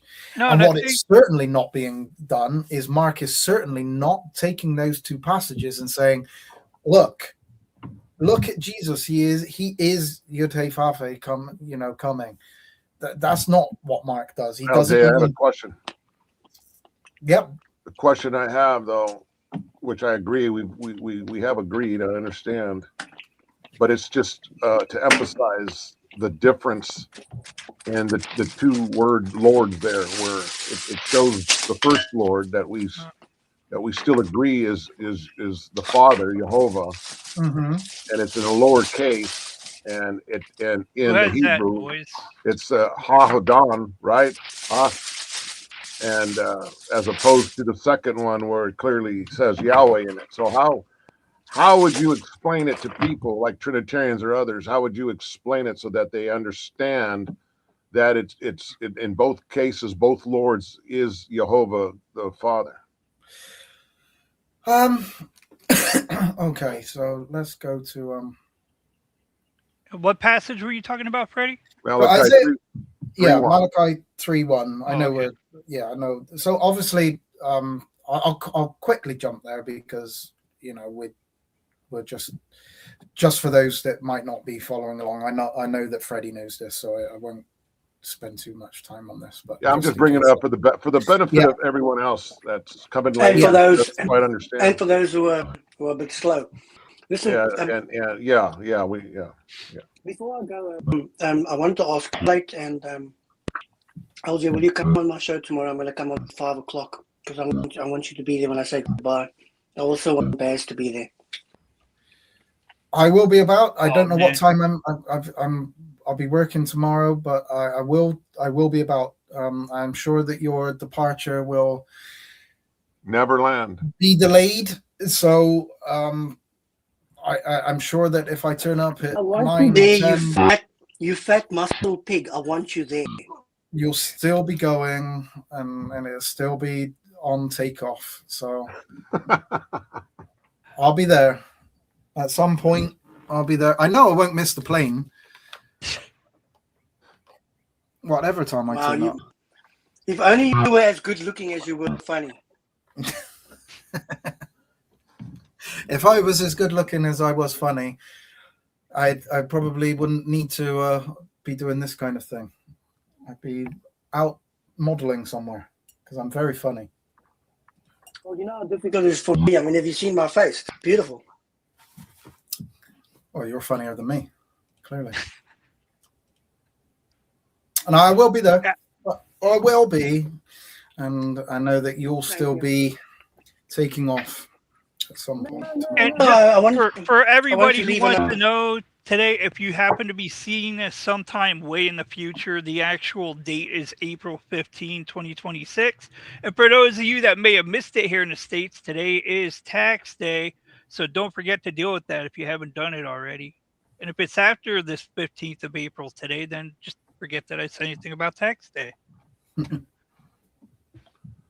All right. You're such an angry nerd, Clay. Yeah, I try. All right, can we get Yeah, Isaiah Yeah, 40. I did. Well, yeah, Oh, my- before you go there, I do want to put on the table too about the point because of the temple thing that I did want to mention. I'm sure you brought it up, even though I probably missed it. But the issue with Jesus saying to the people, right, about tear down this temple and in 3 days, right? But he, as we're told, that scripture was saying that it was pointing to his body. Yeah, So he And was that- already referring to his body as the temple As the directly temple. himself. Yeah. yeah. Well, his body is the temple. That's where God was. Yeah, I dwelling. have God no was- issues with that at yeah, all. God was in him. I did bring up that passage. So Yeah. and I Yeah, think and that is vital. I think that Jesus uses it to. I think Jesus is making a contrast between the place where they thought that God was dwelling, this physical place, Mhm. and the reality of where he was in Jesus. That's Yeah, I think that is Jesus's point there. You think that you're focused on this stupid building, but God is dwelling here in me, and I'm doing the works of God. I actually, I You're want to missing take it. something back.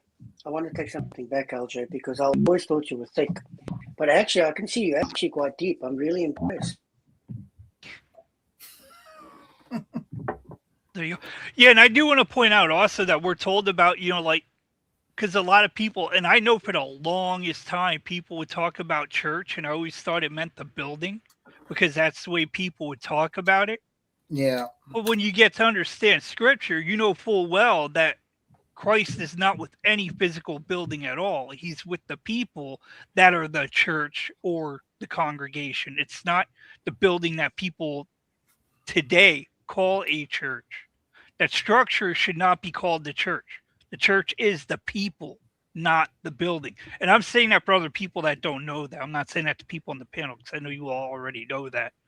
But I think that's a legitimate point for you saying that the temple being Christ's body, it does go to the rest of all of us too, as you were pointing out about God being with the people in the spirit, right? Yeah. And that is what makes up the temple. And I think it is in the book of Peter that talks about it being a temple of people, unless it's Paul. But then maybe it's said 2 different times. Maybe it is mentioned 2 different times because Paul talks about the mortar of the bricks, which he's talking about the humans, right? yeah. I'm I think sorry, it's I think but- there's one statement from Paul is in 1 Corinthians. Yeah, and then over I in know that. Peter's, and then over I think in it's First, Second. 3. Good. Let me find it a minute. It's in 1 Corinthians. Freddie, can you send send the list to Clay, please? It's in 1 Corinthians 3:16, where it Yeah. says, "Know ye not that ye are the temple of God, and that the Spirit of God dwelleth in you." Amen. Let me. The one in Peter.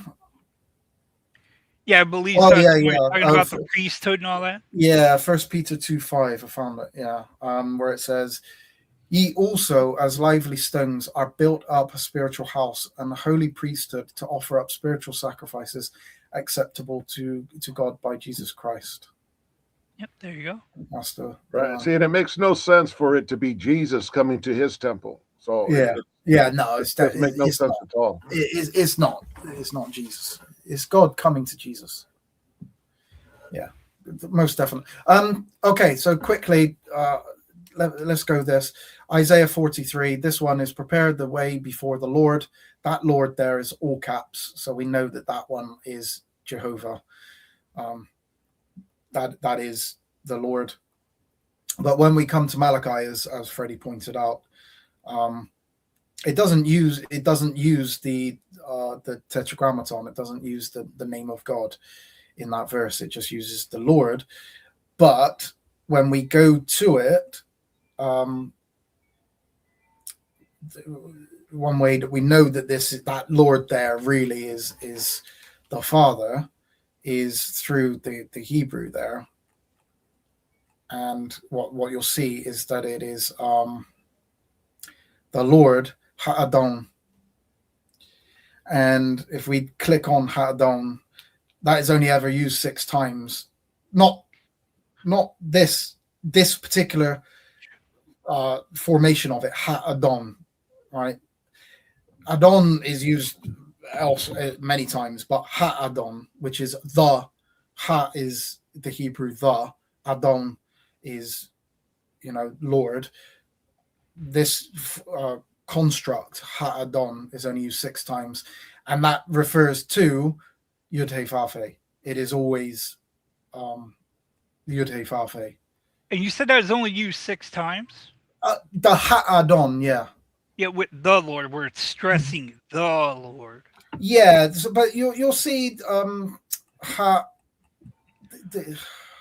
like Lord as in capital L, lowercase O-R-D. Lord, not all caps Lord. So I don't know if you can see it there. So Ha'adonim is used 2 times. Okay. All right. Lord of Lords. So Ha'adonim. But that particular construct, Ha'adon, is only used 6 times in the entire Bible. As you can see, there are other Old many. And new. Yeah, Old there are a lot of variations. Yeah, all the variations of it are 325 different occurrences of them, and you can see them there. But that particular construct, Ha'adon, which is found in Malachi, always refers to it is the Lord, as in Jehovah. So this is Jehovah coming to the temple. But that temple, his temple, does not in any way necessitate that it has to be the physical temple. It is the temple of Jesus's body that the Father comes to, where he dwells. He dwells in Jesus. Jesus is the temple. And he is, so it is not that physical temple. It is a massive distinction between where the Jews thought that God resided and what they thought was the special place, when actually that special place was Jesus. And then from there, is believers, but it's Jesus. Jesus is the temple. He is the one where the Father came to and dwelt in and did all of those works. And he is the one that John the Baptist came prior to, the Lord coming to his temple. So John the Baptist is the one that precedes Jesus and is the one that proceeds where the Father comes and dwells in Jesus. So, yeah, man. But Mark isn't making that argument. He's certainly not making any kind of ontological argument that Jesus Christ is Jehovah. That's not what is going on in Mark. Well, you know what, Mike? Because if people want to play that game, my whole point to that would be, look, Adam, God made man to have the Spirit of God dwelling in them all the time. Now, if the Spirit of God is with you and you're always walking in that Spirit, are we not in the image of that God? So, in that regard, and I'll point to this passage, which I think about regularly. I almost said all the time, like a minute, literally. But that passage in the book of 1 John where God says, how can you say I love God, but then hate your brother when you've never seen the face of God, right?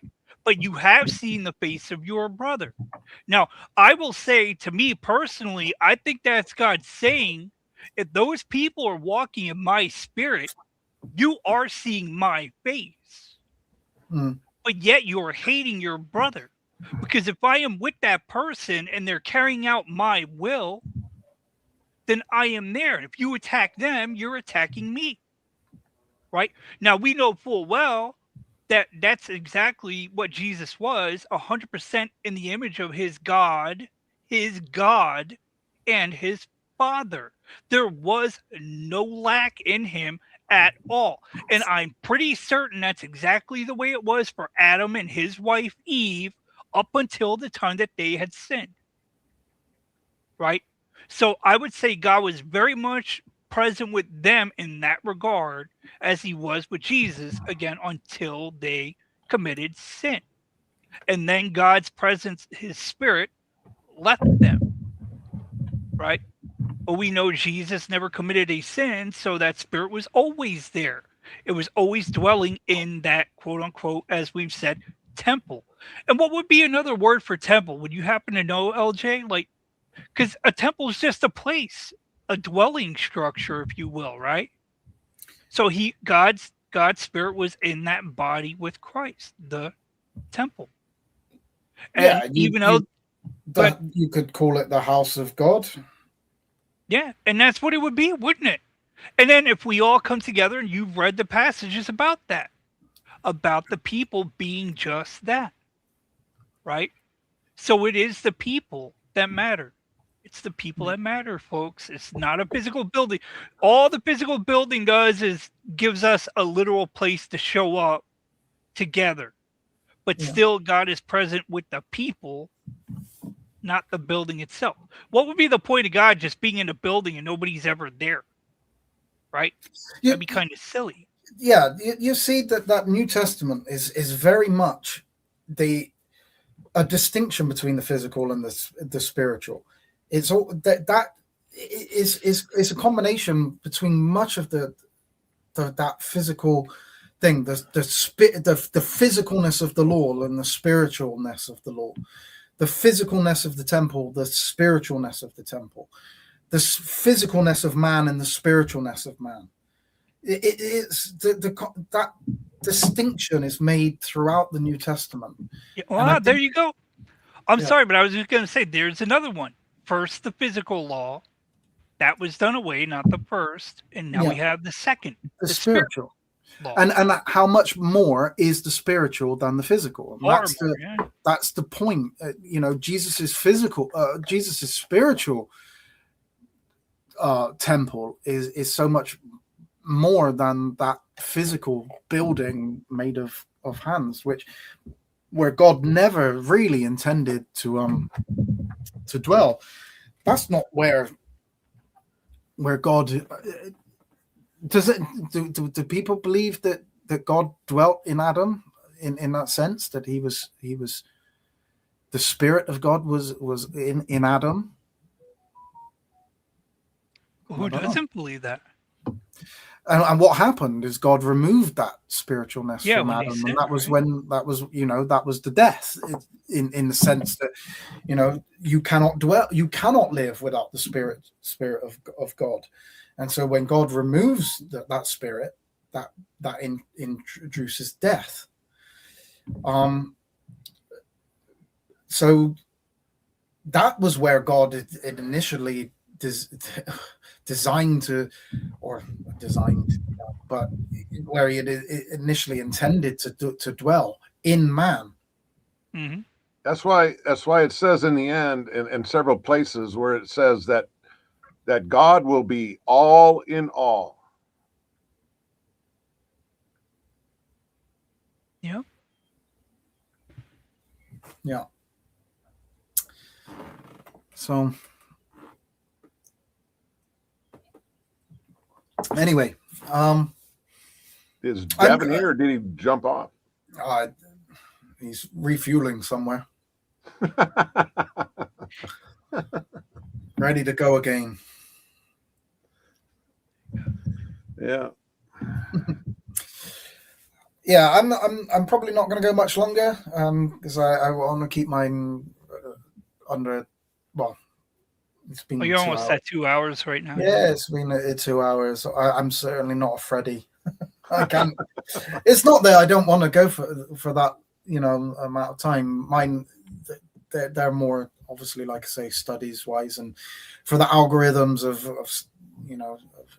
YouTube and stuff, I want to try and keep them a little bit under, because otherwise people turn off and don't tune in. But yeah, YouTube is a weird place for this the algorithm and how it all works. And I don't know. I hope somebody is managed to get something from this particular. LJ, stop it. Stop saying it. Every time you don't say I hope, dude, somebody's getting something somewhere from your videos. Maybe not every single person, but there are going to be people that learn something from your videos, man.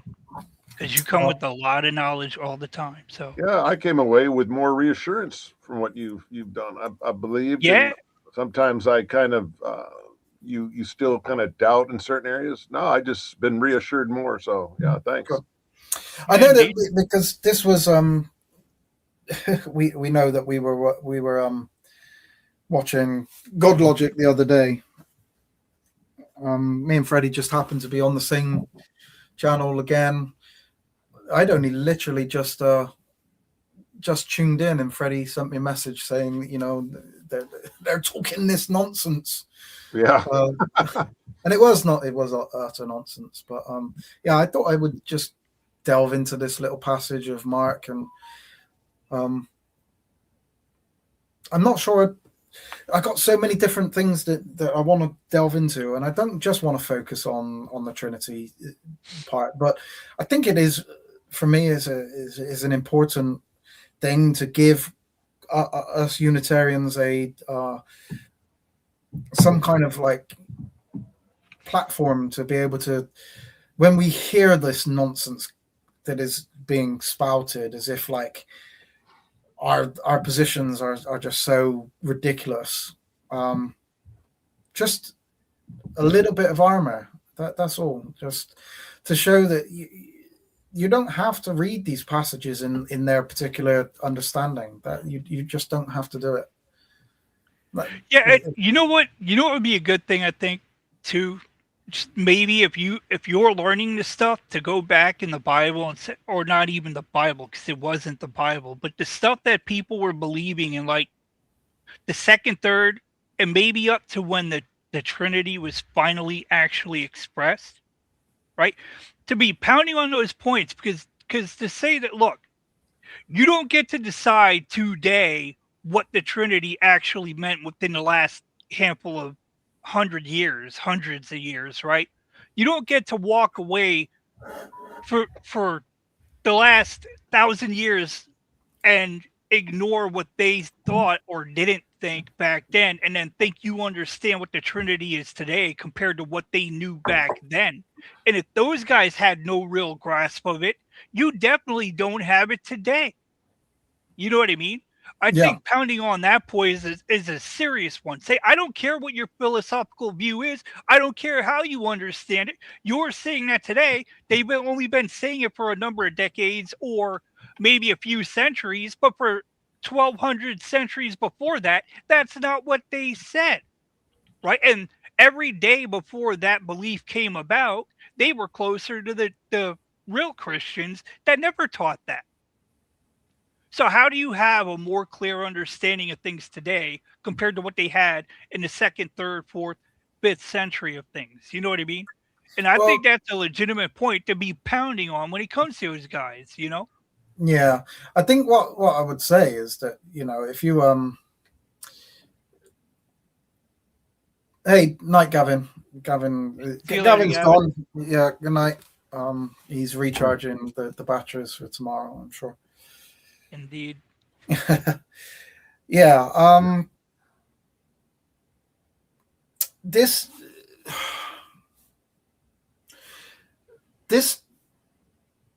new modern fangled knowledge that's really started to arise specifically in the 1800s, 19th century, the end of And that that. matters.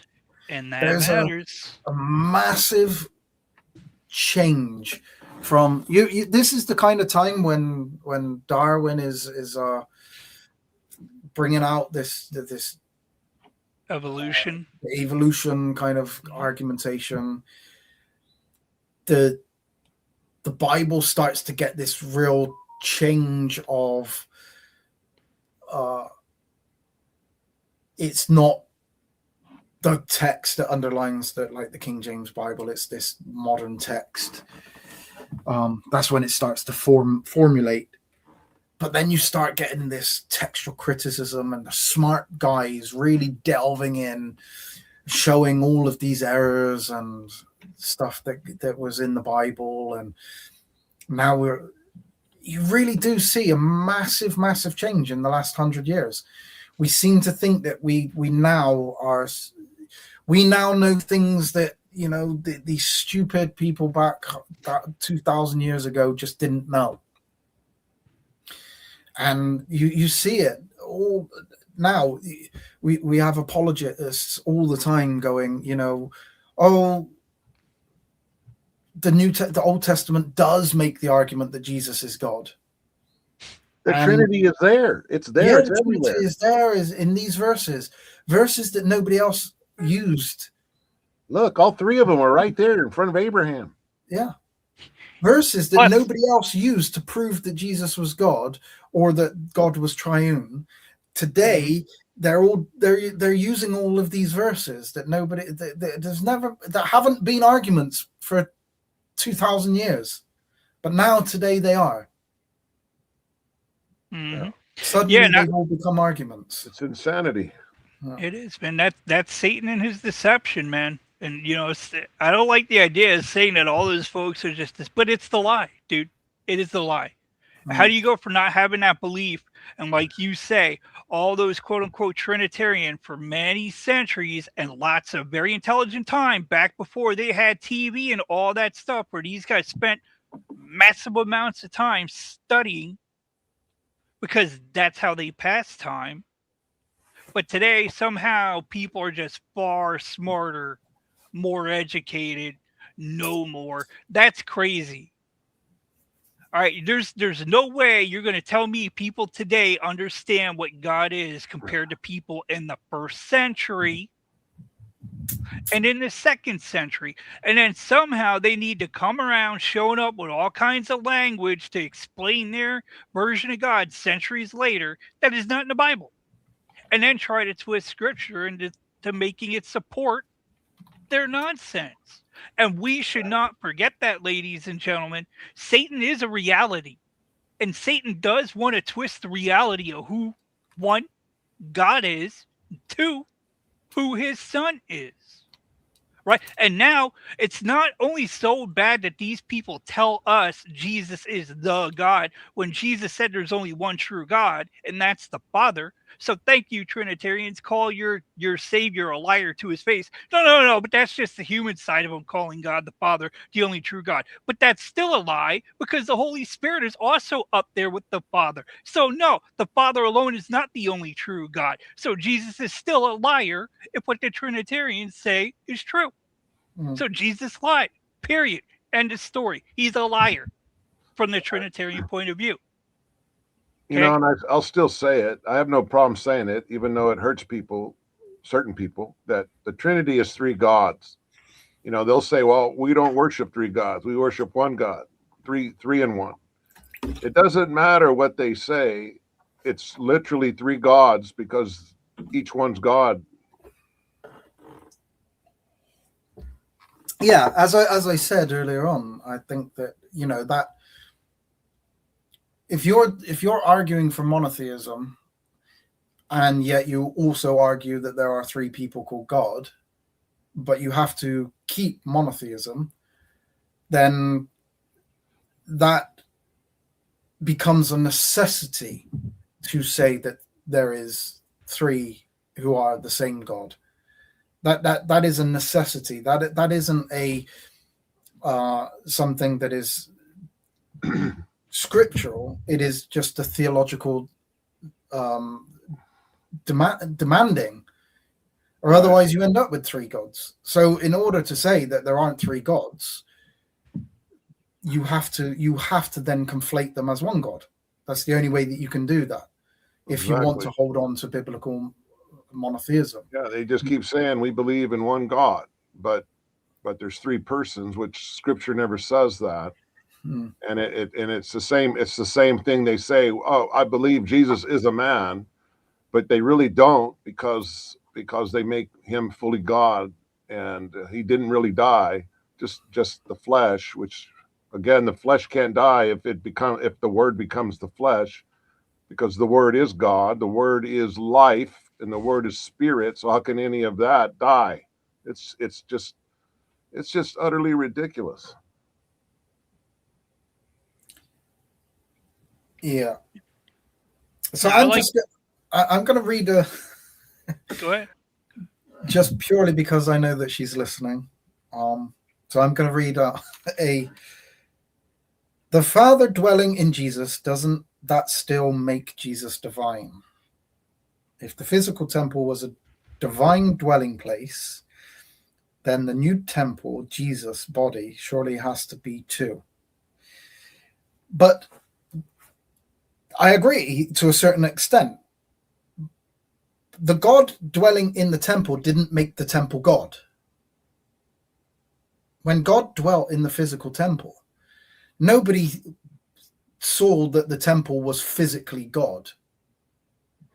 In the same way as what God dwelling in Jesus wouldn't make Jesus God. You could make some kind of argumentation that there is a divineness within, but you certainly couldn't, or I don't know any Trinitarian that would say that the physical temple was literally God. We understand that God is dwelling in the temple. That's a fourth person of the Trinity. What are you talking about? Yeah. So when Well, when God divine dwells Trinity. in Jesus, that is just an indwelling of the Father within him. As we've already shown as well, the other places where we are the temple of God. Right, you would have to apply that to everybody, because then everybody becomes God, because we God's would also dwelling in have each to be person. God ourselves, which then becomes nonsensical because now you have billions of people who are God. So. Well, look, don't they even when you go to that particular passage over there in Genesis, which you say is a new thing for them to be doing, and it has to be, because I know I didn't hear it until relatively recently, like the last couple of years, but where they point to the three ones on earth, but somehow in that course of events, they also end up talking or interacting with a fourth person, that is Jehovah up in heaven, according to the way you read things in there, right? Hey, I'm gonna head out. I know you don't want to stay too long, so I'm gonna head out. I'm gonna close down now anyway. And thanks a lot, guys. Take care, Clay. Yep. See you later, Freddie. You too, man. Peace to you.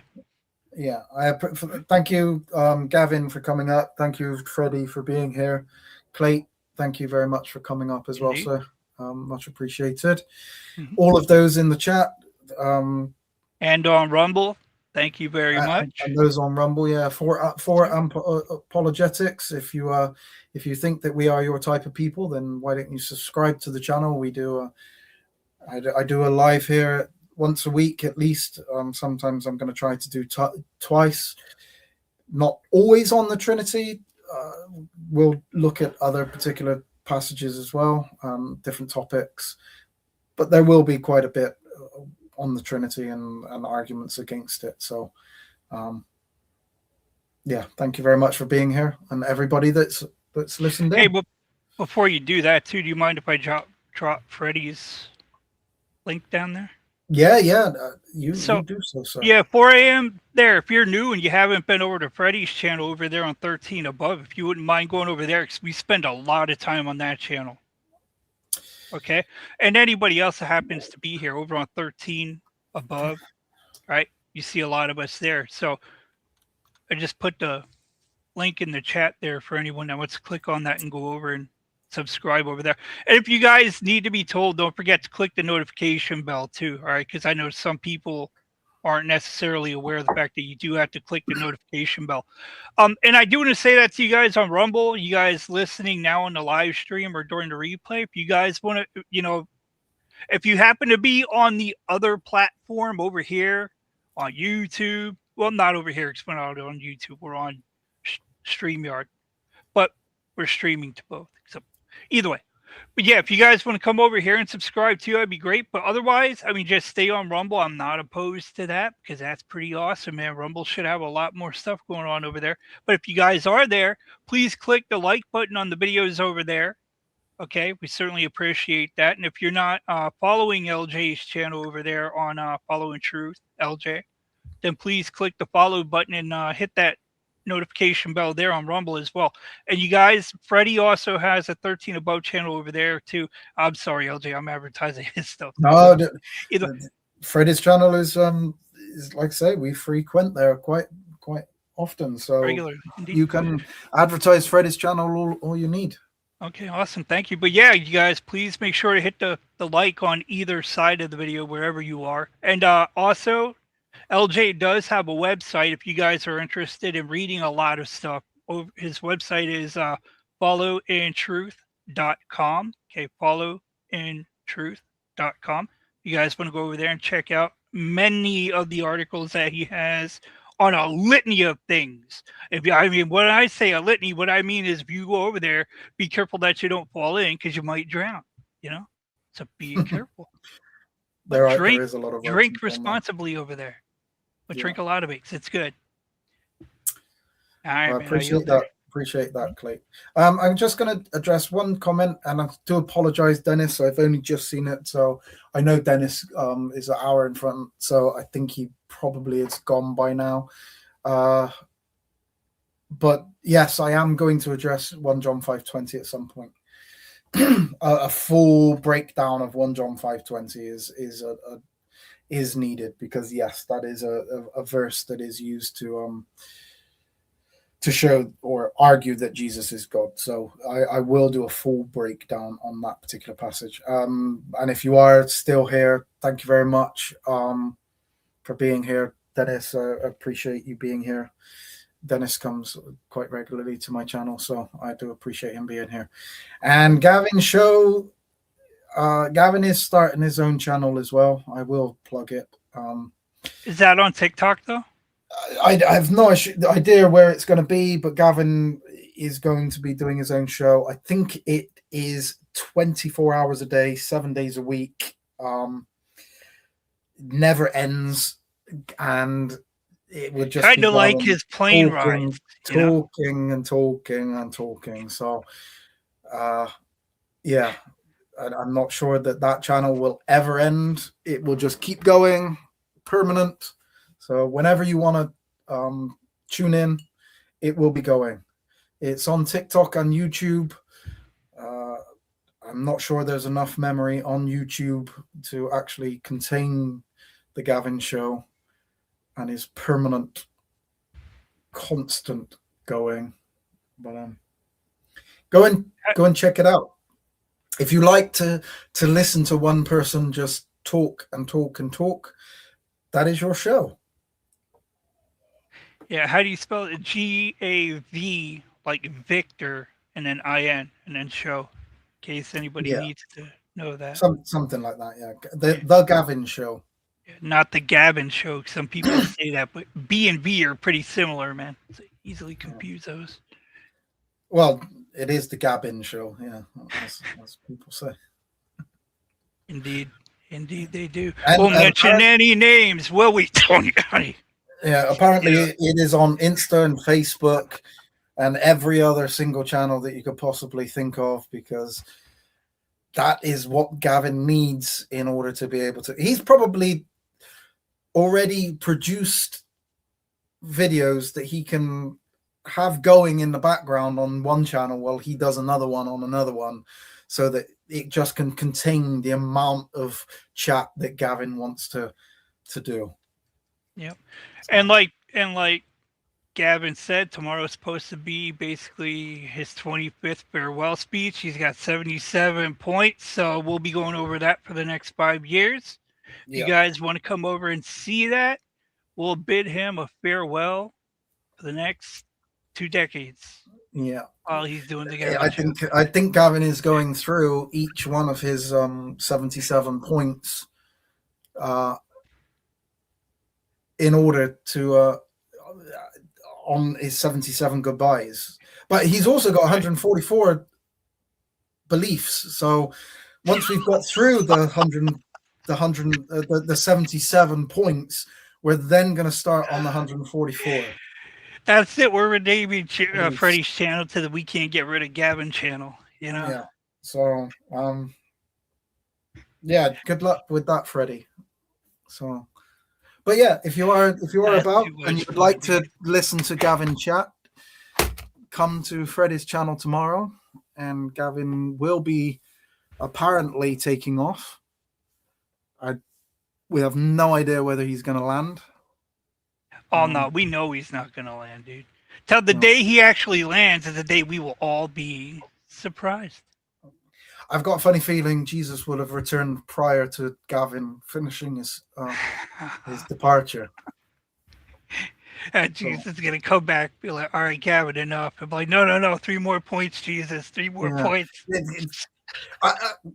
I think maybe Jesus is delaying his return purely so that Gavin can get out his points.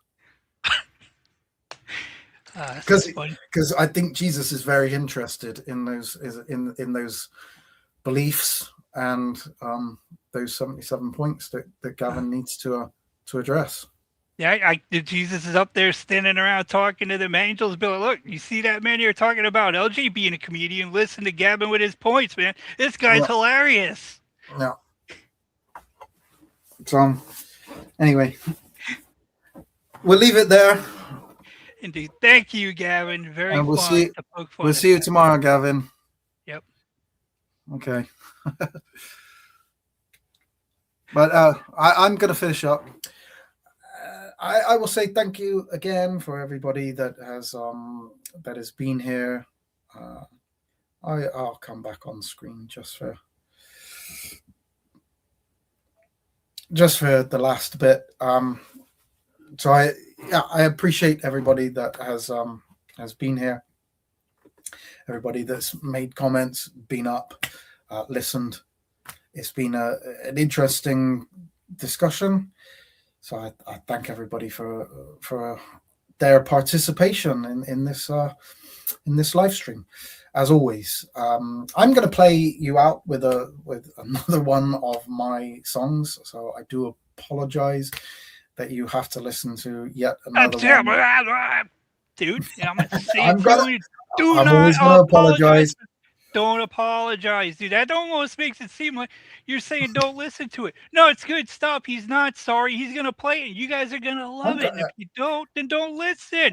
But hey, I am you're decent people. 100% going to play it out on my outro. So yeah, and then you guys can let him know down in the comments how great the song was. And if you don't think it was great, then listen to it again till you do think it's great, and then let him know how great it is.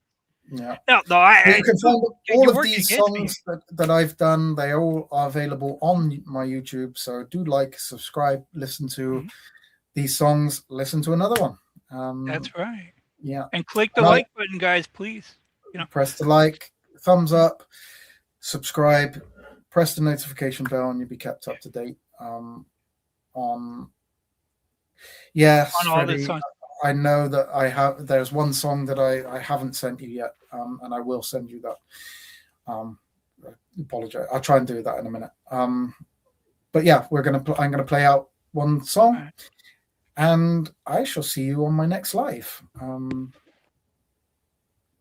See you on either Sunday or next Wednesday, where we will do another live stream. So appreciated, and I'll say good night. Shalom.